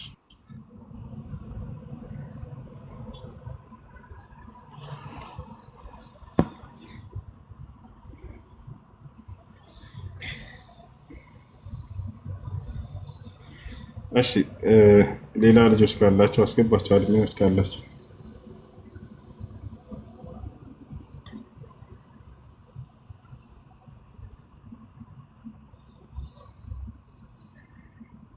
እሱ እስከዛው የኔን መልስልኝ። በሰውነት አካል ላይ ጠየቅኩ። መርሃባ ሄሎ እስከ ነው ያደርገው በኋላ ይደወልለት ረቀም ጀዲድ ማዕሪፍ ጥያቄ ያላችሁ ቀጥሎ የገባችሁ ካላችሁ ገስት ላይ ሰው አያሳየኝም ምንድነው ችግሩ ወይ ስልክ ኮፒ ሊንክ አድርጉ እስኪ ምናልባት ከሱ ከሆነ ልጆች ጥያቄ ካላችሁ ቀጥሎ የገባችሁ ልጆች ካላችሁ ሰላም እሱ ሰላም እንዴት ነህ? والله الحمد لله ሻዳ ለመያዝ ነው የገባሁት። እሺ እስልምናን መቀበል ፈልገህ ነው? አዎ። እሺ የምለውን ቃል አብረህ እየተከተልክ ነው? የምለውን ቃል አብረህ እየተከተልክ ነው? እሺ ምን ልበል? አሽሀዱ ምን ማለት ነው? أشهد أن المسيح عبد الله ورسوله وليس إلها ونبيا شهادة كاملة أبرهن تلانا أشهد أن لا إله إلا الله أشهد أن لا إله إلا الله ياندن الله سبحانه أشهد أن لا إله إلا الله وأشهد أن محمدا رسول الله እሺ አሁን ያልከው ቃል የሻሃዳ ቃል ወይንም የምስክር ቃል ይባላል። ትርጉሙ አሽሀዱ አን ላ ኢላሃ አሁን እስልምናን ተቀበልኩ ማለት ነው። የአሁኑ ቃል የሻሃዳ ቃል ይባላል። ትርጉሙን ልንገርህ። ደንቆሮ ናችሁ እንዴ? ቆይ እንዲሁ ባክግራውንድ ሳታጠኑ ሰውን ለምንድን ነው ምን ሪፖርት አቅርባል ምን እንትን ብላል ሳትጠይቁ ሰውን እንዲህ ቆይ ክርስቲያኖች በቃ ወደ እኔ ጥያቄ እንመለስ። አንዴ ሊወጣ ስለሆነ ወደ እኔ ጥያቄ ይቀጥላል። ለዚህ ነው መጀመሪያ ቃል ሰምታችሁ ከሆነ የሻሃዳ ቃል አይደለም የነገርኩት። አሽሀዱ አነ አልመሲሐ ዐብዱላሂ ወረሱሉሁ ወነቢይን እያልኩ ነበር። ኧረ ታስቃላችሁ፣ ትገርማላችሁ፣ ከምር ትገርማላችሁ። ቆይ ሰው እንዴ የተውስታ ተናግረህ ካለ ምን ተናዛል ብለህ ሳትጠይቅ ማንነት ሳታጠር አንድ ነዝለው ታህት ኦኬ። ክርስቲያኖች ተስፋ ቆረጣችሁ። እዚህ ቤት ብዙ ሰው ይሰልማል። ተደብቃችሁ ታያላችሁ፣ እናውቃለን። ላይቫችሁን ከፍታችሁ ሁሌ በሚሰልሙ ሰዎች ንዴታችሁን ትገልጻላችሁ። ንዴታችሁን ረሱልን በመሳደብ ትገልጻላችሁ። ይሄን ንዴታችሁን ያውና እናንተ ራሳቸው ድራማ እየሰሩ መተው አሁን ድራማ እንደሚሰራ ምን አይነት ነገር ለማስመሰል መጣችሁ። ለማንኛውም ዳዕዋ ወደ እኔ ጥያቄ ያያችሁ ቆይ አንዴ ተረጋጋሽ። ቴዲ ትቀጥላለህ። አብሽር። ወደፊት ብዙ ሰው ወላሂ ሰልም ታያላችሁ። እስከዛሬው ገና ይሄ አልተሰራም። እስካሁን ከዚህ በኋላ ገና ብዙ ህዝብ ይሰልማል ታያላችሁ። አንድ እስራኤላዊ ወጣት ልጅ እያስመለካችሁ ህዝቡ ሸውዳችሁታል አይደል? ቤተክርስቲያን ውስጥ። ከዚህ በኋላ ግን ይሄ ትውልድ አትሳደብ፣ መሳደብ አይደለም፣ በስርዓት አውራ፣ መሳደብ አይደለም። አዳምጠኝ አንድ ጊዜ። ከዚህ በኋላ ግን ማለት ነው የሚሰማ ትውልድ ተፈጥሮባችኋል። ስላሴ የለም መጽሐፍ ቅዱስ ላይ፣ የኢየሱስ ክርስቶስ አምላክነት የለም መጽሐፍ ቅዱስ ላይ። ገብታችኋል አይደል? የመጨረሻ ተስፋ ቆርጣችኋል። ይሄን መንገድ ይዛችሁ መጣችሁ። አይ ቴዲ መቀጠል ትችላለህ። ጥያቄው ምን ነበር ቴዲ? ቴዲ ሚዩት አድርጋችሁት ነበር መሰለኝ፣ አንሱለት። ወጥቷል ቴዲ። ልጆች ለምን አስወጣችሁ ቴዲ? እናንተ ናችሁ ቴዲ ለምን አስወጣችሁ? አድሚኖች መሰለኝ ነው ወረደስ ሲረብሽ። አይ ተመልሳ ነው። ኮፒ ሊንክ አድርጉ። እሺ ቴዲ ቀጥል።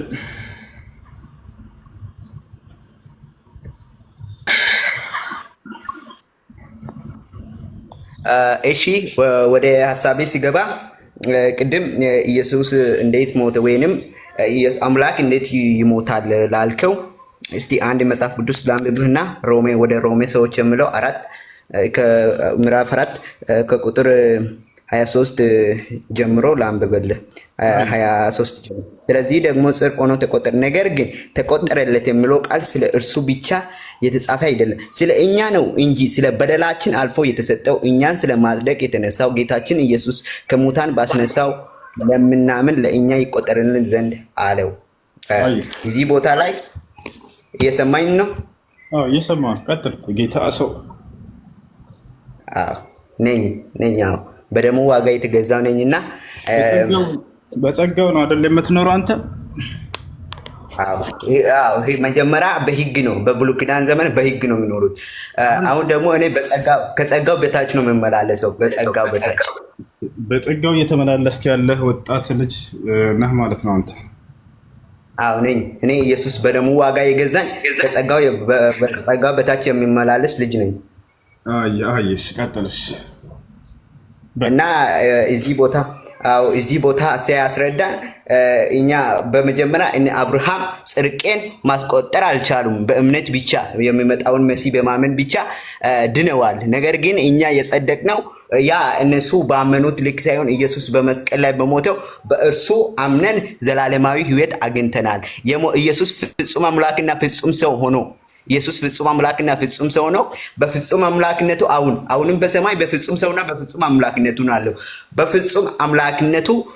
በፍጹም አምላክነቱ ይፈርዳል፣ በፍጹም ሰውነቱ ስለኛ ያማልዳል። ለምሳሌ አንድ ሰው ኃጢአትን ከሰራ እኛ ጋር አሁን በጾም መልፋት የለም፣ እንዲህ ብዙ ስራዎችን መስራት የለብንም። የሆነ እኛ በጌታ ዘንድ የሆነ ጸጋውን አግኝተን እኛ ከጌታ ጋር ለመገናኘት እንጾማለን እንጂ ለመስራት ወይንም ጽድቅን ለማስገኘት አንጾምም። ምክንያቱም ኢየሱስ በአንድ ሰርቷል፣ በሰማይ ያማልዳል። አቤት አምላክ ይሞታል አይሞትም? ነገርኩህ እኮ ቅድም። አምላክ አይሞትም። የሞተው ለምሳሌ እንዴት እንደሆነ ልንገርህ። ለምሳሌ አንተን ራሱ ልጠይቅህ ቴዲ፣ አንተን ራሱ ልጠይቅህ ቴዲ።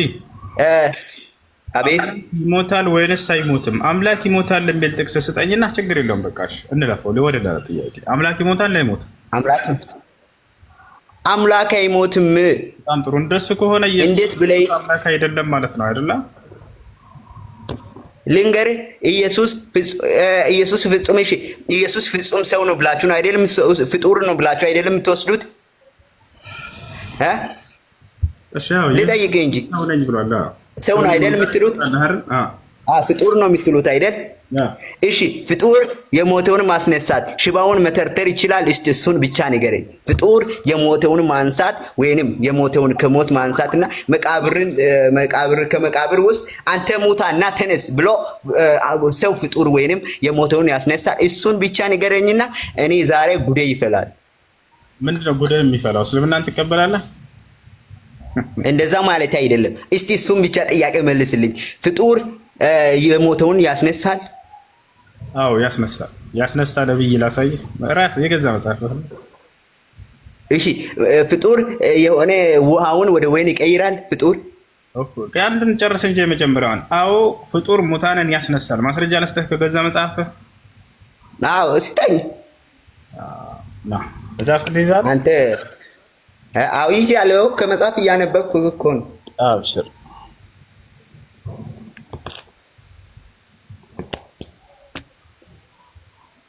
እስቲ ንገረኛ። ከፍታለሁ። ሁለተኛ ነገሥት ምዕራፍ 4 ቁጥር 31 ከ31 ጀምረህ እስከ መጀመሪያ ልንገርህ፣ አንድ ነገር ልንገርህ። በብሉይ ኪዳን ዘመን እነሱ በጸጋ በብሉይ ኪዳን ዘመን ያረጋሉ። በብሉይ ኪዳን ዘመን ምክንያቱም እነሱ በብሉይ ኪዳን ዘመን ለምን እንደሚያደርጉ እኔ አስረዳሃለሁ። ስማ፣ አሁን አውጣና አንብበው። يلا አንብብ።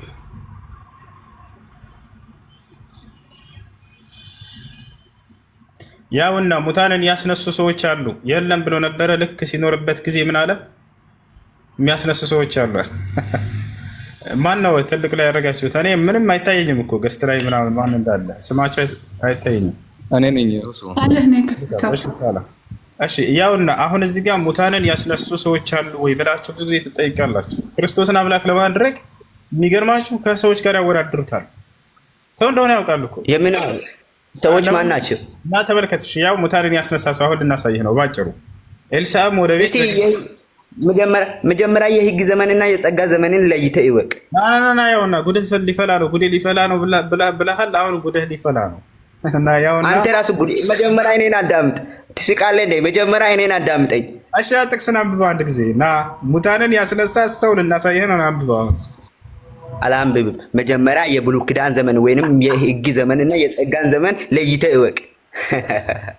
አዲስ ኪዳን ውስጥ አውሱ ከአዲስ ኪዳን ውስጥ ወይ ነው ጳውሎስ አዲስ ኪዳን ሙታንን ያስነሱ ሰዎች እንስተ በቃ ስተኛው። እሺ ጳውሎስ እና ዋናቸው ጴጥሮስ አስነስተዋል። አሳየው አንድ ጊዜ ያ ልክ ፍትለት። ቆይ አንዴ 30 ሰከንዶች ያጠብቀኝ። ከአዲስ ኪዳን ከጸጋ ከምትለው ላውጣለህ። ጸጋው የበዛልህ በጸጋው የምትመላለስ ነህ አይደል ቴዲ? እንደናንተማ እኔ እየሰራውማ አለፋም። አንዴ ድኛለሁ። አንዴ ድነሃል። አሁን ኢየሱስ ክርስቶስን አታመልከውም ማለት ነው? አትሰራም? ለምን አልሰራም? ለምን አላመልክም? እሱ የሚያግደኝ ነገር አለ። እሱ ሌላ ነገር ነው። አሁን አልሰራም አላልክም እንዴ? እሰራለሁ አልክ እኮ። እሱ እሰራለሁ ያልኩት እኮ የሆነ ለመጽደቅ ከኃጢአት ለመውጣት። በብሉይ ኪዳን ዘመን ሰዎች እኮ ከሞት ሰዎችን የሚገዛው ሞት ስለሆነ ከዛ ለማምለጥ ይሰራሉ። እኔ ደግሞ ከሞት ለማምለጥ የሚሰራ ስራ የለኝም። ከጸጋ በታች ስለምኖር እኔ የሚገለኝ የሚገዛኝ ሞት የለም። እያዳመጥከው ወንድ ልጅ ነህ፣ ረጋ በል እሺ። ስለዚህ ስራ አያስፈልግም ለመዳን ማለት ነው አይደለ? አው አልቋል። አንዴ በቃ እንደሱ ከሆነ ኢየሱስ ክርስቶስን ባታመልክም ችግር የለውም ማለት ነው። ድነሃል። እንደዛ አላልኩም እንዴ? ስራ እኮ ነው ማምለክ። አምልኮ ስራ አይደለም እንዴ? አይደለም። አምልኮ ስራ አይደለም የሚል ማስረጃ ሰው አሁን እኔ ለአንተ ስለ አምልኮ ማስረዳት አለብኝ። ላስተምር ስለ አምልኮ። አዎ አስተምረን። የቱ ጋ ነው አምልኮ ባይሰራም ሰውየው ድኗል የተባለው? ክርስቶስን ባታመልክ ብትክድ ድነሃል ማለት ነው። እና ያው እና አሁን እዚህ ጋር ሙታንን ያስነሱ ሰዎች ተመልከት፣ በጸጋው እየኖሩ ያሉ።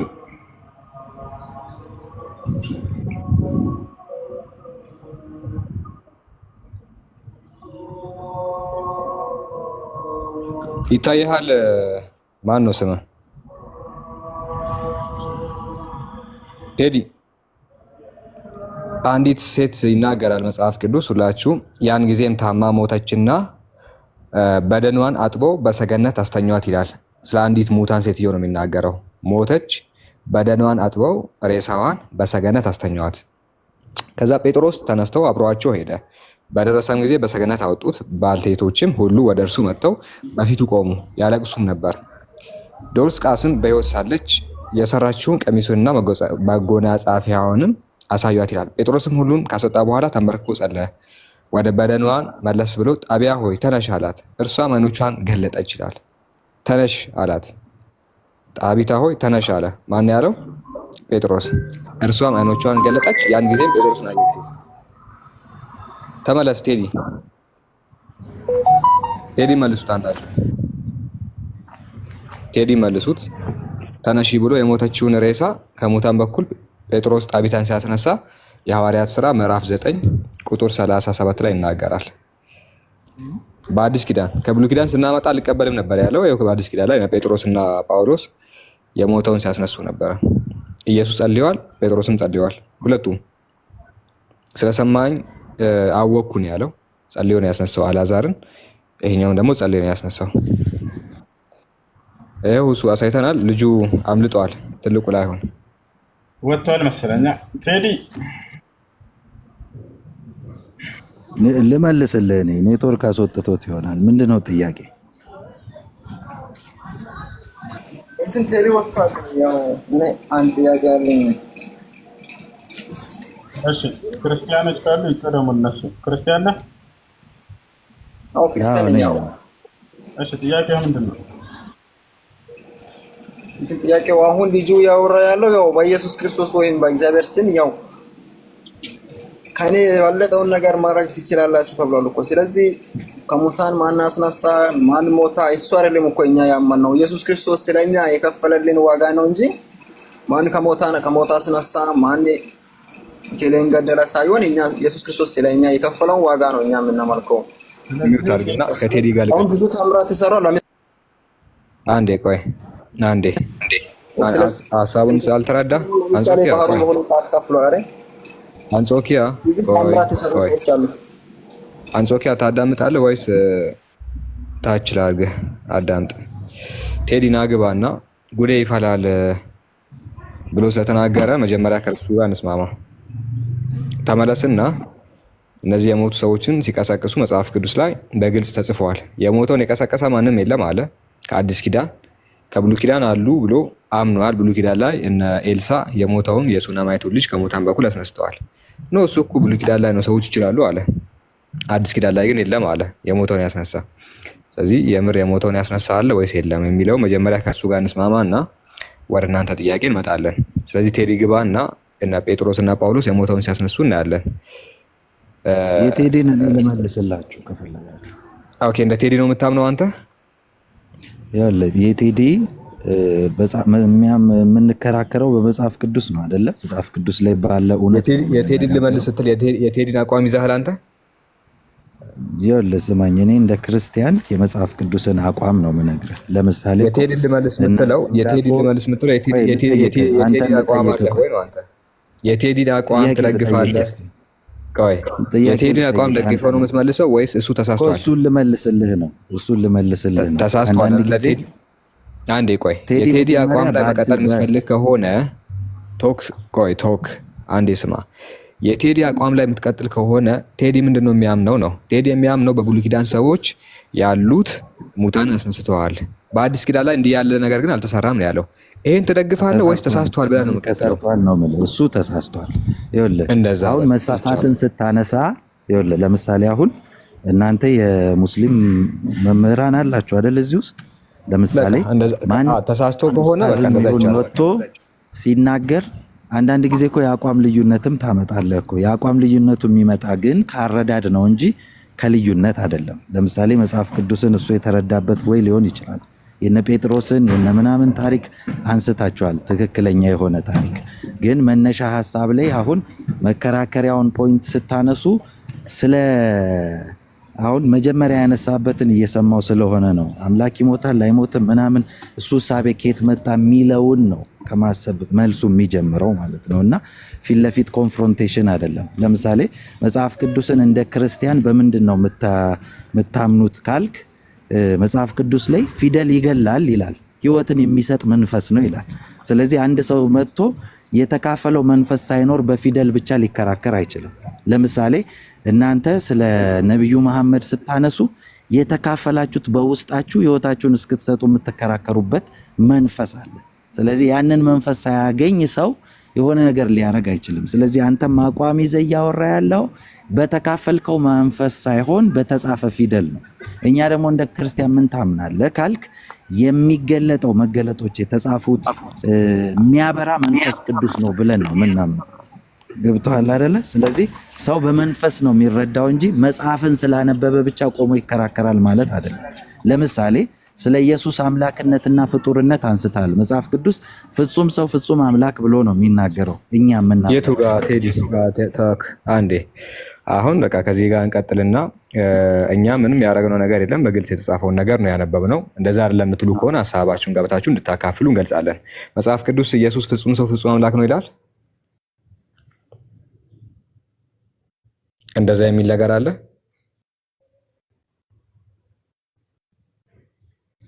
ቶክ ስምን አላወኩም።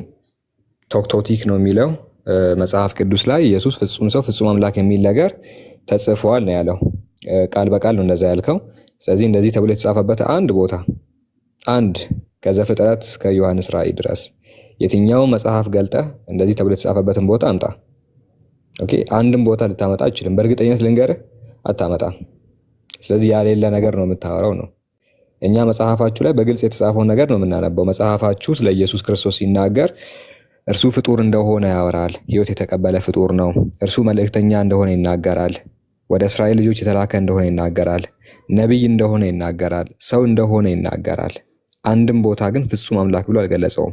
በተለይ የኢየሱስ ክርስቶስ ትምህርት ላይ ኢየሱስ ክርስቶስ በዚህ ዓለም ወደ 33 ዓመት ኖሮ አንድም ቀን እርሱ አምላክ እንደሆነ አልተናገረም። ግን አምላክ እንዳለው ገልጸዋል።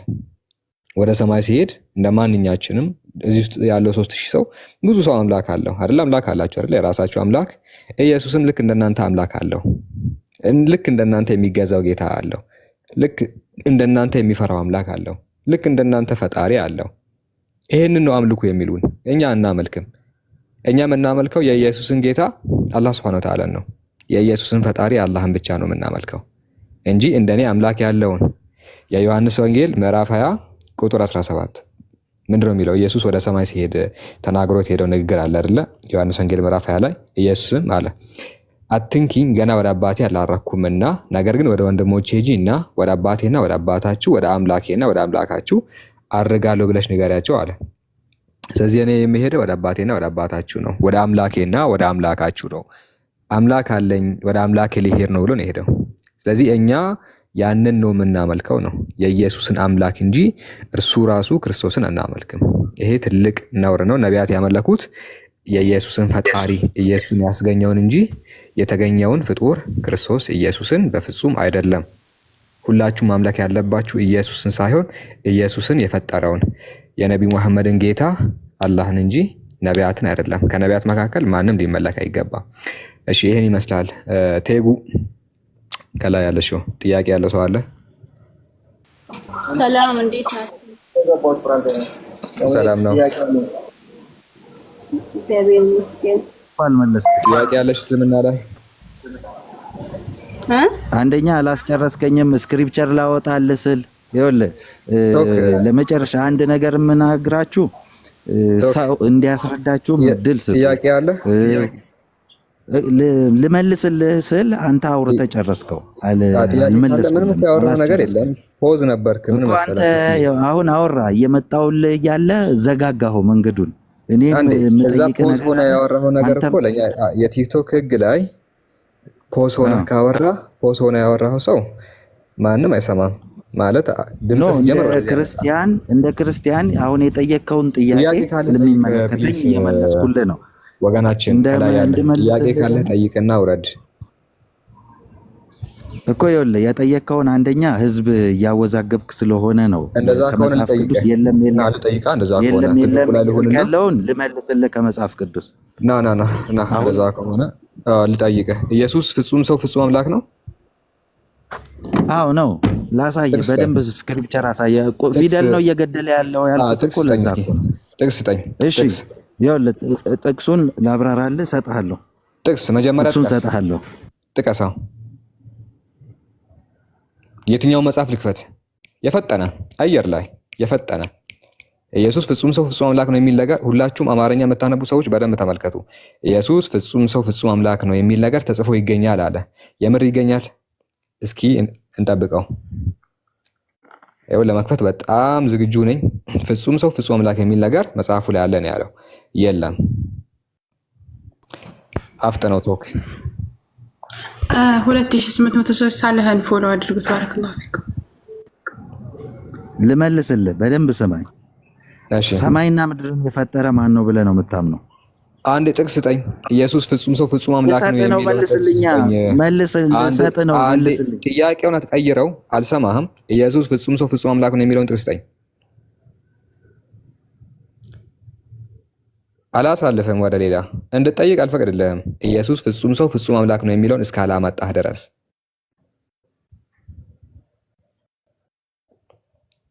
ቶሎ በል። ጥያቄ ይቀይራል። አላህ ነው እየታወቀ ነው። አሁን ኢየሱስ ፍጹም ሰው ፍጹም አምላክ ነው የሚለው ልመልስልህ ነው። በደንብ ልመልስልህ ነው። አልቀየርኩትም። ጥያቄ ጠይቄያለሁ። ላሳይ ነው። ሰማይና ምድርን የፈጠረ ማን ነው? ያን ጥያቄ እየመለስኩልህ ነው። ሐሳብ አልቀየርኩም። ምን መሰለህ ተወክ አንተ የተጠየቅከውን ትተህ ጥያቄ እየጠየቅክ ነው። እኔ ደግሞ ሕፃን አይደለም የተጠየቅኩትን ራሱን ልመልስ ነው። ፍጹም አምላክ መጀመሪያ አሳየኝ። ምን መሰለህ አሁን የተጠየቅከውን ትተህ ሲከብድህ ማን የፈጠረው ያልክ ነው። እኔ የጠየቅኩ መጀመሪያ ጥቅሱን ንገረኝና ጥቅሱን ከፍቼ ላንብብ። እንደዛ ተብሎ የተጻፈበት ቦታ 3 እድል ነው የምሰጥህ። ባይዘይ ስንት እድል? 3 እድል። የመጀመሪያው እድል ጥቅስ ስጠኝ። ቀጥል። ኢየሱስ ፍጹም ሰው ፍጹም አምላክ ተብሎ የተጻፈበትን አመጣልሃለሁ ነው ያልከው። አምጣ።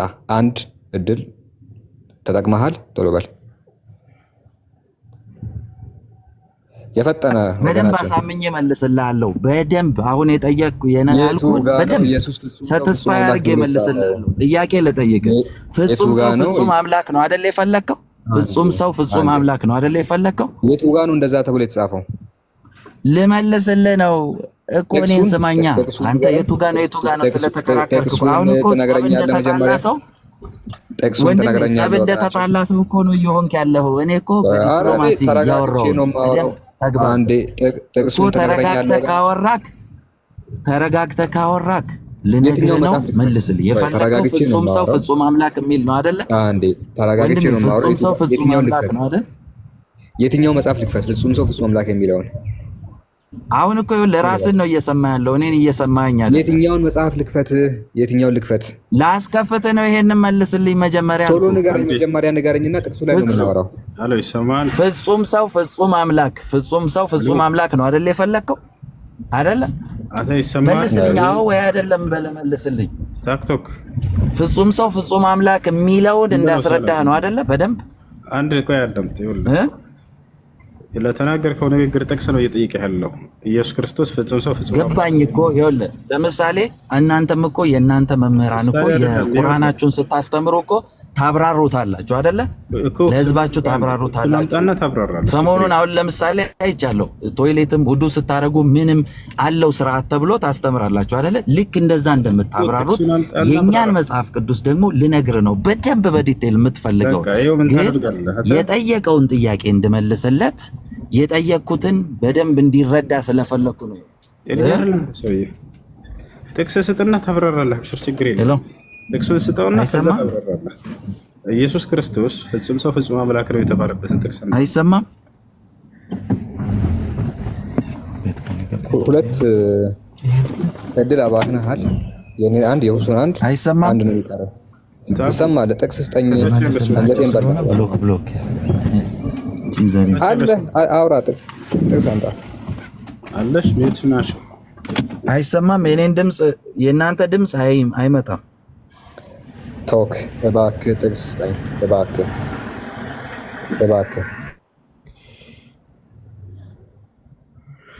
አንጀታችንን በላኸው። ወላሂ የለም በቃ የለም በልና ሌላ ነገር አውራ። እሺ ሰውዬ ያ ሌላ ነገር ከየት መጣ? እሺ ኤኒዌይ ቴጉ ጥያቄ ያለሽ እስልምና ላይ ያ ሌላ ከየት ይመጣል? ወፍ የለም። አንጾኪያ ጥያቄህን ጠይቅና ሚውት አድርግና አዳም። በጣም አሪፍ ሁሱ አንተ ነው እንትን መጠየቅ የምፈልገው አንድ ጥያቄ አለኝ። እኔን ያየ ሳላህን አየ። ዮሐንስ 10:30 ዮሐንስ ወንጌል ምዕራፍ 10 ቁጥር 30 እኔ በሳላህ እንዳለው ሁሉ ሳላህ በእኔ አይደለም። አትቃልሉ ጨርስ እንጂ። ኦኬ። ስለዚህ እንትን የሆነ ቁርአን እያነበብኩ ነበር ቅድም የሆነ ቦታ ያው እሺ እንትን ቁርአን ራሱ ቁርአን ምዕራፍ አለ ወሬ ቁርአን የሚል ራሱ ምዕራፍ አለ ወሬ ምዕራፍም ቁጥርም ሰላም አለይኩም። ለምሳሌ ቁርአን ምዕራፍ 4 ቁጥር 171 ላይ ኢየሱስ ላይ መንፈስ ነው ይላል። ምን አልከኝ? እንትን ቁርአን ምዕራፍ 4 ቁጥር 171 ላይ አላህ እንትን ኢየሱስ ክርስቶስ ያላ ቃልም ያላ መንፈስ ነው ይላል። እንደዛ አይልም። ያው ያላ መንፈስ ነው አይልም። ለምሳሌ አለም እንደሱ አይደለም።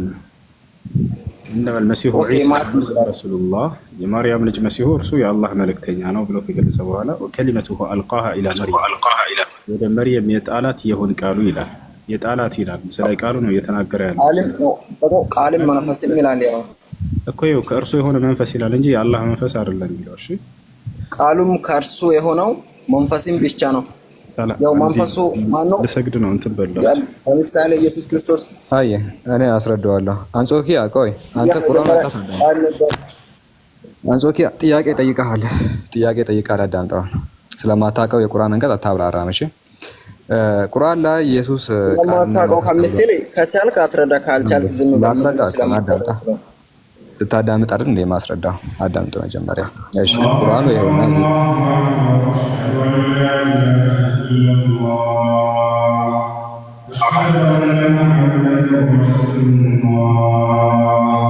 ወል የማን ጋር ነው መጀመሪያ ቃል አንዴ ይጨርስ።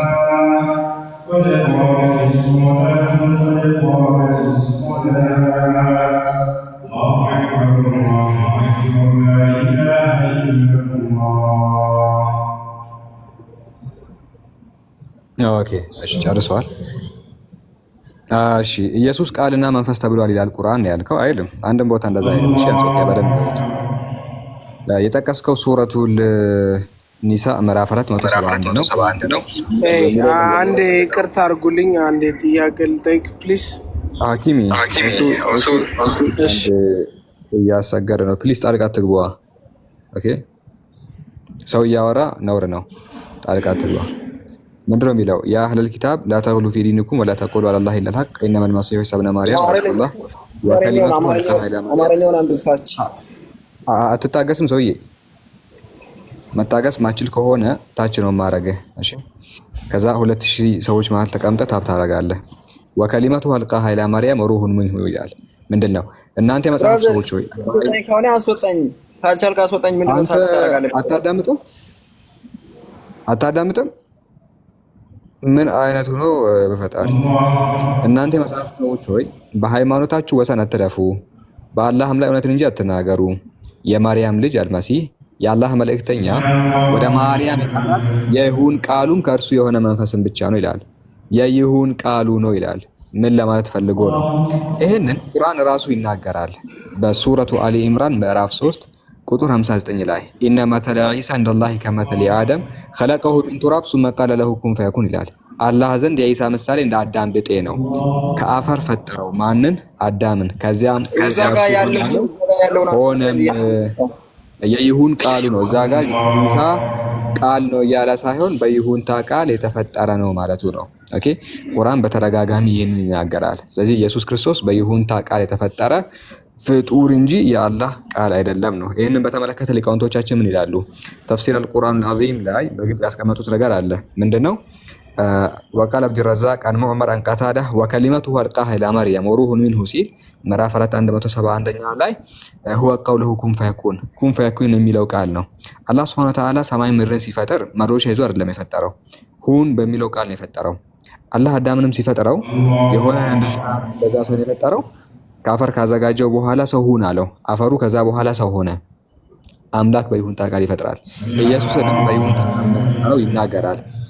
እሺ ምንድነው የሚለው? ወቃል ኢብኑ አቢ ሐቲም ሐደተና አህመድ ኢብኑ ሲናን አልዋሲጢ ቃል ሰሚዕቱ ሻዝ ኢብኑ ያህያ يقول ወከሊመቱ አልቃሃ ኢላ መርየም ወላ መርየም የተጣላ የይሁን ቃል ነው ሲል ለይሰ الكلمة صارت ኢሳ ያላህ ቃል ሄዶ ኢሳ አልሆነ ማለት ለይሰ الكلمة صارت ኢሳ ያላህ ቃል ሄዶ ኢሳ አልሆነ ወላኪን بالكلمة صار ኢሳ ነገር ግን በቃል አማካኝነት ኢሳ ተፈጠረ።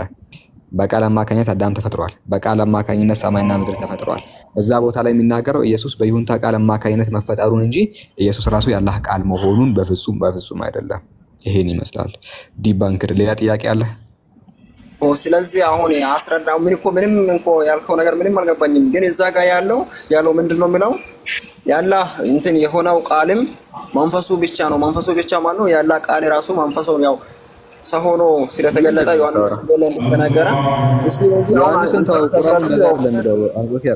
ተፍሲሩን ከፍቼልህ እኮ አነበብኩልህ። ተፍሲሩን ይሄ ተፍሲር ማለት የቁርአን አንድምታ ነው። አንድምታ ታውቃለህ? ከምናልባት አረበኛ የምታሰኝ እኔ አረበኛ አልችልም። ለምሳሌ አማርኛውን ለምን አታስረዳም? አረብኛ ብቻ አንብቤ እኮ ዝም አላልኩም። ይሄው አንድምታ ከፈትኩልህና ምንድነው ያልኩት? ወከሊመቱ አልቃሃ ኢላ መርየም ለይሰ الكلمة صارت ኢሳ ቃል ራሱ ሄዶ ኢሳ አልሆነም። ወላኪን بالكلمة صار ኢሳ ነገር ግን በቃል አማካኝነት ኢሳ ተፈጠረ። ይሄው እንደዚህ ተርጉሜ እኮ ነገርኩ። አረብኛ አንብቤ እኮ ዝም አላልኩም። እሺ አረብኛውን ካነበብኩ በኋላ ወደ አማርኛ ተረጎምኩልህ። እንደጋ በግልጽ የተቀመጠው ይሄ ነው። እሺ ሌላ ጥያቄ ካለ ጠይቀኝ። ሌላ ጥያቄ ካለ አንጾኪያ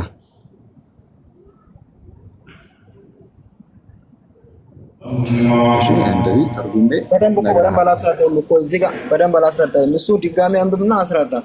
እዚህ ጋር መንፈስም ቃልም መንፈስ ብቻ ነው ያለው ምንድነው? ኦኬ ለምሳሌ እዚህ ጋር ለታዳሚ እንታው እንትን ድንግል ማርያም በመንፈስ ነው የጸነሰችው። ያው ያ ቃልም ስጋው እንትን ያው መንፈስ ለመጨረሻ ጊዜ ላስረዳ። በቃ ችግር የለውም። ለመጨረሻ ጊዜ ላስረዳ። በደንብ አዳምጥ። ለመጨረሻ ጊዜ ነው ማስረዳ። በምዕራፍ 4 ቁጥር 171 ላይ ያ አህለል ኪታብ የመጽሐፉ ሰዎች ሆይ ላተግሉ በሃይማኖታችሁ ወሰን አትለፉ፣ ወላ ተቁሉ አለላህ ኢለል ሐቅ በአላህ ላይ እውነት እንጂ አትናገሩ ካለ በኋላ ኢነመል መሲሑ ዒሳ ኢብነ ማርያም ኢየሱስ ክርስቶስ እኮ ረሱሉላህ ነው፣ የአላህ መልእክተኛ ነው። ወከሊመቱ አልቃሃ ኢላ ማርያም ወሩሁን ሚንሁ ወደ ማርያም የተጣለም ደግሞ የይሁንታ ቃል ነው ይላል። አማርኛው ምንድነው የሚለው መሰለ? እናንተ የመጽሐፉ ሰዎች ሆይ በሃይማኖታችሁ ወሰን አትለፉ፣ በአላህም ላይ እውነትን እንጂ አትናገሩ አለ። እናንተ ወሰን አልፋችኋል ነው ያለው። ወሰን አትለፉ፣ በአላህ ላይ እውነትን እንጂ አትናገሩ። የማርያም ልጅ አልመሲህ ዒሳ አለ የአላህ መልእክተኛ ወደ ማርያም የጣላት የሁን እቺ ቃል ትታያለች። የተጣለው ምንድን ነው አይደል? መንፈሱ ነው አይደል? እንትን ቃሉ ያው የይሁንታ ቃል ነው። የይሁንታ ቃል ነው። የይሁንታ ቃል ደግሞ ምንድነው ያልከኝ እንደሆነ ኦኬ፣ የይሁንታ ቃል ምንድነው ካልከኝ ቁርአን ላይ ኢዛ ቀዳ አምረን ፈኢነማ የቁሉ ለሁ ኩን ፈየኩን ተብሎ አይደለም እኮ እዚህ ጋር አስረዳኝ እንጂ የተጣለው ምንድነው? እንትን መንፈሱ የተጣለው የይሁንታ ቃል ነው። የተጣለው የይሁንታ ቃል ነው። የተጣለው ምንድነው ካልከኝ የይሁንታ ቃል። የይሁንታ ቃል ደግሞ ምንድነው ብለህ ከጠየቀኝ ቁርአን ላይ እንደዚህ ተብሎ ተጽፏል። አላህ Subhanahu Wa Ta'ala ነገራትን መፍጠር በሚፈልግበት ጊዜ ኢዛ ቀዳ አምረን ፈኢነማ የቁሉ ለሁ ኩን ፈየኩን አንድን ነገር መፍጠር ሲፈልግ ይላል ለእርሱ የሚለው ሁን ነው ወዲያም ይሆናል አለ። ለምሳሌ አላህ ሰማይ ምድርን መፍጠር ቢፈልግ ብሎኬት አያዘጋጅም። ምንድነው የሚለው? ሁን ይላል፣ ወዲያውም ይሆናል። ልክ አዳምን ሲፈጥር ምንድነው ያለው? ኢነ መተለ ዒሳ የዒሳ ምሳሌ እንደላህ አላህ ዘንድ ከመተሊ አደም እንደ አዳም ቢጤ ነው። خلقه من تراب ثم قال له كن فيكون ከዚያም ለእርሱ ሁን አለው ሆነም ይላል። ስለዚህ የተጣለው የይሁንታ ቃል ነው። የይሁንታ ቃል ደግሞ አዳም ተፈጥሮበታል፣ ኢየሱስም ተፈጥሮበታል፣ ሰማይና ምድርም ተፈጥሮበታል። ነገር ግን አዳም በአላህ ቃል ስለተፈጠረ የአላህ ቃል አይደለም። ሰማይና ምድር በአላህ ቃል ተፈጠሩ፣ ግን ሰማይና ምድር የአላህ ቃል አይደሉም። ኢየሱስም በአላህ ቃል ተፈጠረ። ይሄ ማለት ኢየሱስ ያለ መጀመሪያ ኢየሱስ ክርስቶስ መጀመሪያ ያለ ቃል ነበር አይደል? ያ ቃል መንፈሱ ብቻ መጀመሪያ ያለ ቃል ነበር አይደል? አላህ Subhanahu Wa Ta'ala ከኢየሱስ በፊት አዳምን በቃሉ ፈጠረ አይደለ? ይሄው እዚህ ጋር ነው አይደለም? ኦኬ መጀመሪያ ያለ ቃል ነበር አይደል? ኢየሱስ ክርስቶስ እዚህ ጋር እንደሚል አይደለም። የአላህ ቃል ነው አይደለም? በገናችን ቃሉ መጀመሪያ እንትን ቃሉ የሆነ ቃል የይሁንታ ቃል ማለት አላህ ሰማያትና ምድርን የሚፈጥርበት ቃል ደግሞ መንፈሱ ብቻ ነው ይላል። ቃሉ የራሱ መንፈሱ ብቻ ነው። ያው እሱ አንጾኪያ ፕሊዝ አንዴ አእምሮን ምንድን ነው እኔ ከሀሱ ውጭ ነው ምንም ቢታወሩ አይገባኝም። ለምሳሌ እናንተን ሁላችሁም ከሀሱ ውጭ አእምሮን ዘግተዋል። አንዴ ቆይ፣ ከኢየሱስ በፊት አዳም ነበረ። አዳም በአላህ ቃል ተፈጠረ። ከአዳም በፊት ሰማይና ምድር ነበሩ። ሰማይና ምድር በአላህ ቃል ተፈጠሩ። እየተነገረ ያለው የይሁንታ ቃል ነው። ፍጥረታት የተፈጠሩበት ኢየሱስን ጨምሮ ሁሉም የተፈጠሩት ሰማይ ምድርም አዳምም በአላህ የይሁንታ ቃል ነው። ኢየሱስም በይሁንታ ቃል ተፈጠረ።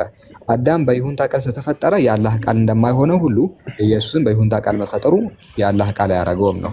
ቁርአኑ ላይ ኢየሱስ የአላህ ቃል ነው አይልም፣ በይሁንታ ቃል ተፈጠረ ግን ይላል። የይሁንታ ቃል ደግሞ እንግዲህ ሰማይ ምድር የተፈጠረበት ስለሆነ አተኛ ትርጉም ኢየሱስ ክርስቶስ ያለ ቃል ነው። ይሄው ለአስረኛ ጊዜ እያዛክ ነው አንተ ልጅ በፈጣሪ ስድስት ያስረዳው ስድስት አልገባኝም እያለ ነው። በጣም ሆን ብሎ እያዛጋ ነው እኮ አንተ ከዚህ ወደዛ እየሮጥክ እኮ ነው። ግን እዚህ ጋር ብለው መጀመሪያ እሱም ያው ቃል ነው ቃሉ መንፈሱ ብቻ ነው ይላል። አንተ ደግሞ የምታስረዳኝ ግራ ገብቶ ነው። ስለዚህ በላይ በመርፌ አልሰጥ እንግዲህ አንጾኪያ በመርፌ አልሰጥ ነው አይደለም። አንተ ራስህ መጀመሪያ ቢሆን አንተ ራስህ ብትረዳ ነበር የምታስረዳኝ እኮ። ለአንተም አልገባህም ቦታው። ሀሱ ቢሆን በትክክል ያስረዳ። ኖ እኔ ከሳላህ የተለየ አላስረዳህም። ሳላህ ስለዚህ እንትን ቃሉ መንፈሱ ብቻ ነው ያለው ምንድነው ታዲያ? ሌላ ለምሳሌ ለሙሐመድ መጀመሪያ መንፈሱ ብቻ ነው ወይም ቃሉ ብቻ ነው የሚል አለ። ለምሳሌ ለሙሐመድ ሌላ እንትን ለነቢያት ላስረዳ። ኢነመል መሲሁ መጀመሪያ ከመሰረት የሚናገረው ኢየሱስ ክርስቶስን አምላክ ስላደረጉ ሰዎች ወሰን አላፊ መሆናቸውን ይገልጻል አንቀጹ።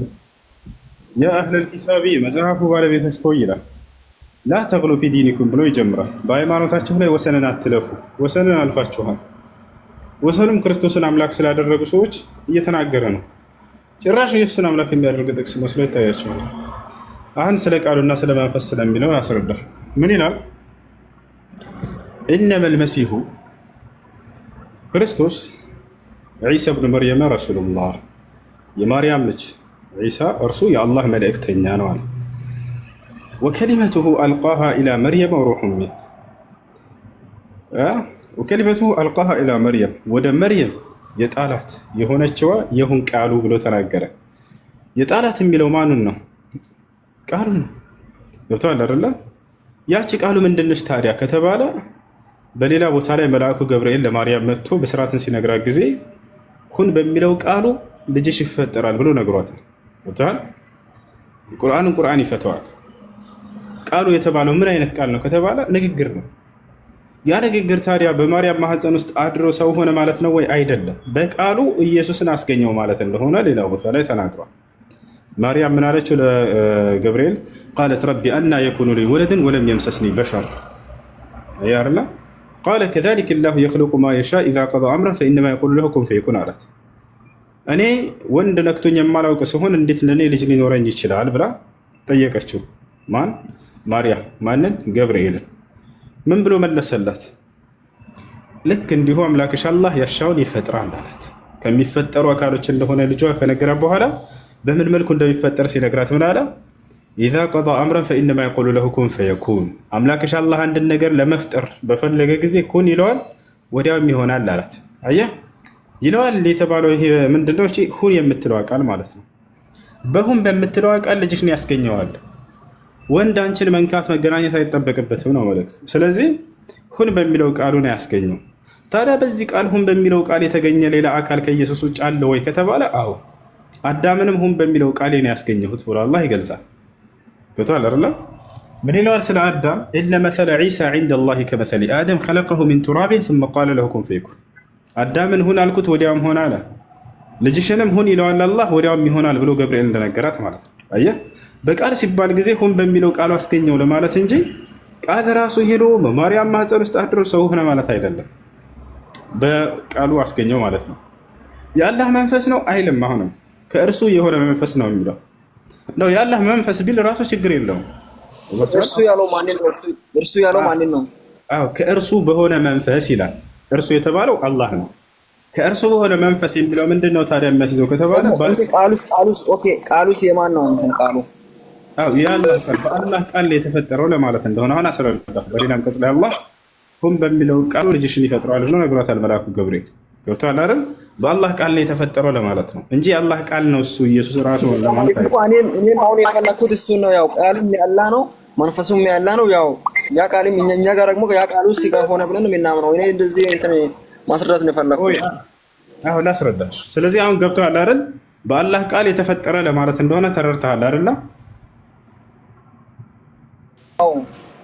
አዎ። እንዲሁም ደግሞ በአላህ መንፈስ ሲባል ጊዜ ከእርሱ በሆነ መንፈስ ማለት ነው ከተባለ አላህ መንፈሶችን ፈጥሯል። ከፈጠራቸው መንፈሶች በአንዱ መንፈስ የተፈጠረ ለማለት ነው። ከእርሱ በሆነ መንፈስ ሲባል አላህ እንዲህ መንጭቆ ሰጥቶት ከራሱ መንፈስ ምናምን ማለት አይደለም። ገብቶሃል አይደል? አላህ ከፈጠራቸው መንፈሶች መካከል በአንዷ መንፈስ ፈጠረው ማለት ነው።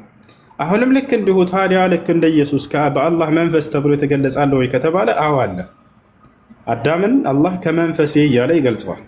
ፈኢዛ ሰወይቱሁ ወነፈኽቱ ፊሂ ሚን ሩሒ ፈቀዑ ለሁ ሳጅዲን አለ። ለመላእክቶች የነግራቸው አላህ ስለ አዳም ፍጥረቱንም ባስተካከልኩት ጊዜ አዳምን ከመንፈሴም መፍ ባልኩበት ጊዜ ይላል። አየህ መሲሁንም ከመንፈሴ ብሎ ገለጸው፣ አዳምንም ከመንፈሴ ብሎ ገለጸው። ምንም የተለየ ነገር አይደለም። ታዲያ ምንድነው የሚያሳየው? ከራሱ መንፈስ ኑሮት እንዳው መንጭቆ ሰጥቷቸው ነው ወይ? አይደለም፣ በፍጹም ባለቤትነትን ነው የሚያስይዘው። የፈጠራቸው መንፈሶች አሉ። ከነዚያ መንፈሶች በአንዱ መንፈስ ፈጠራቸው ለማለት ነው። ገብቶሃል አይደል? ባለቤትነትን እኔ ከብሬ ሰጠሁህ ብል ለምሳሌ ብሩ ከኔ ተመንጭቆ ሄዶ አይደለም፣ የብሩ ባለቤትም መሆኔን ነው የሚያሳየው። ገብቶሃል አይደል? አላህም መንፈሶችን ፈጥሮ አዘጋጅቷቸዋል። ከነዚያ መንፈሶች በአንዷ መንፈስ ኢየሱስን ፈጠረው።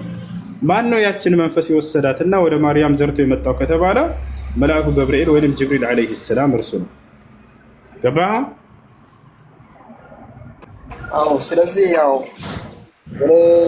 ወደ ማርያም የመጣው ያው ያ ቃሉ መንፈሱም ነው። ያው መንፈስም ደግሞ ስጋ ሆኖ በእኛ አደራ። ያው እሱ እኮ ነው። እኔም ያው መረዳት የፈለኩት እንደዚህ ነው። በጣም አሪፍ። ስለዚህ አላህ በቃሉና በመንፈሱ ፈጠረው ለማለት ነው። ኦኬ ደግሞ ያው ለምሳሌ ያ እንትን ስጋ ሆኖ ከማርያም የተወለደው ለምሳሌ በአዳም ምክንያት ሞት መጣ፣ በኢየሱስ ክርስቶስ የዘላለም ሕይወት መጣ እያለ ይናገራል። ለምሳሌ በኢየሱስ ክርስቶስ እኛ የዘላለም ሕይወትን አገኝተናል። ለምሳሌ መጽሐፍ እንደሚል እሺ በኢየሱስ ክርስቶስ የዘላለማዊ ሕይወት ማግኘት ማለት ምን ማለት ነው ብሎ ኢየሱስ ክርስቶስ አስተምሯል። እስኪ ንገረኝ። ኦኬ በአዳም ምክንያት አዳም ያው እንትን እግዚአብሔር ያልፈቀደውን ነገር በበላ ጊዜ ያ እሱ ሞት ነበረ። ግን ደግሞ ኢየሱስ ክርስቶስ መሞቱ ደግሞ ለኛ ሕይወት ሰጠን። ለምሳሌ አንደኛ ቆሮንቶስ ምዕራፍ 15 ቁጥር 21 ላይ ሁሉ በአዳም እንደሚሞት እንዲሁ ሁሉ በክርስቶስ ደግሞ የዋህ ሆኗል። እንደዚህ ማለት ያው መጀመሪያ በኃጢአት ሞተን ነበረን፣ ያው በኢየሱስ ክርስቶስ ደግሞ የዘላለም ሕይወትን አገኘን። እሺ አዳምጣን።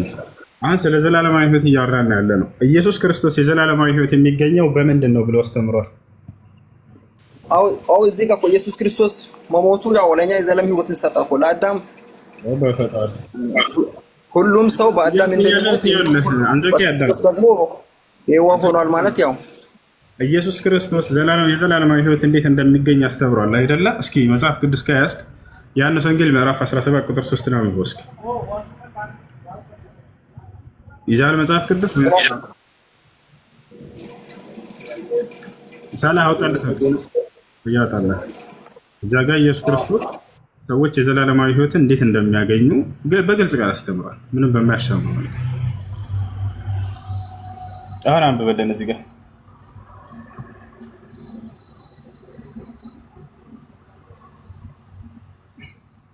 ዮሐንስ ወንጌል ምዕራፍ 17 ቁጥር 3 አውጣለት። መጀመሪያ አንደኛ ቆሮንቶስ ምዕራፍ 15 ቁጥር 21ን እሱን አስረዳኝ። መጀመሪያ እዚህ ጋር ያለው ያው ስለ ዘላለማዊ ሕይወት እያወራን ነው። ኢየሱስ ክርስቶስ ምን አለ ስለ ዘላለማዊ ሕይወት የሚለውን እንመልከትና ወደ ፈለከው ትሄዳለህ። አንብበው። ምን ይላል እዚህ ጋር?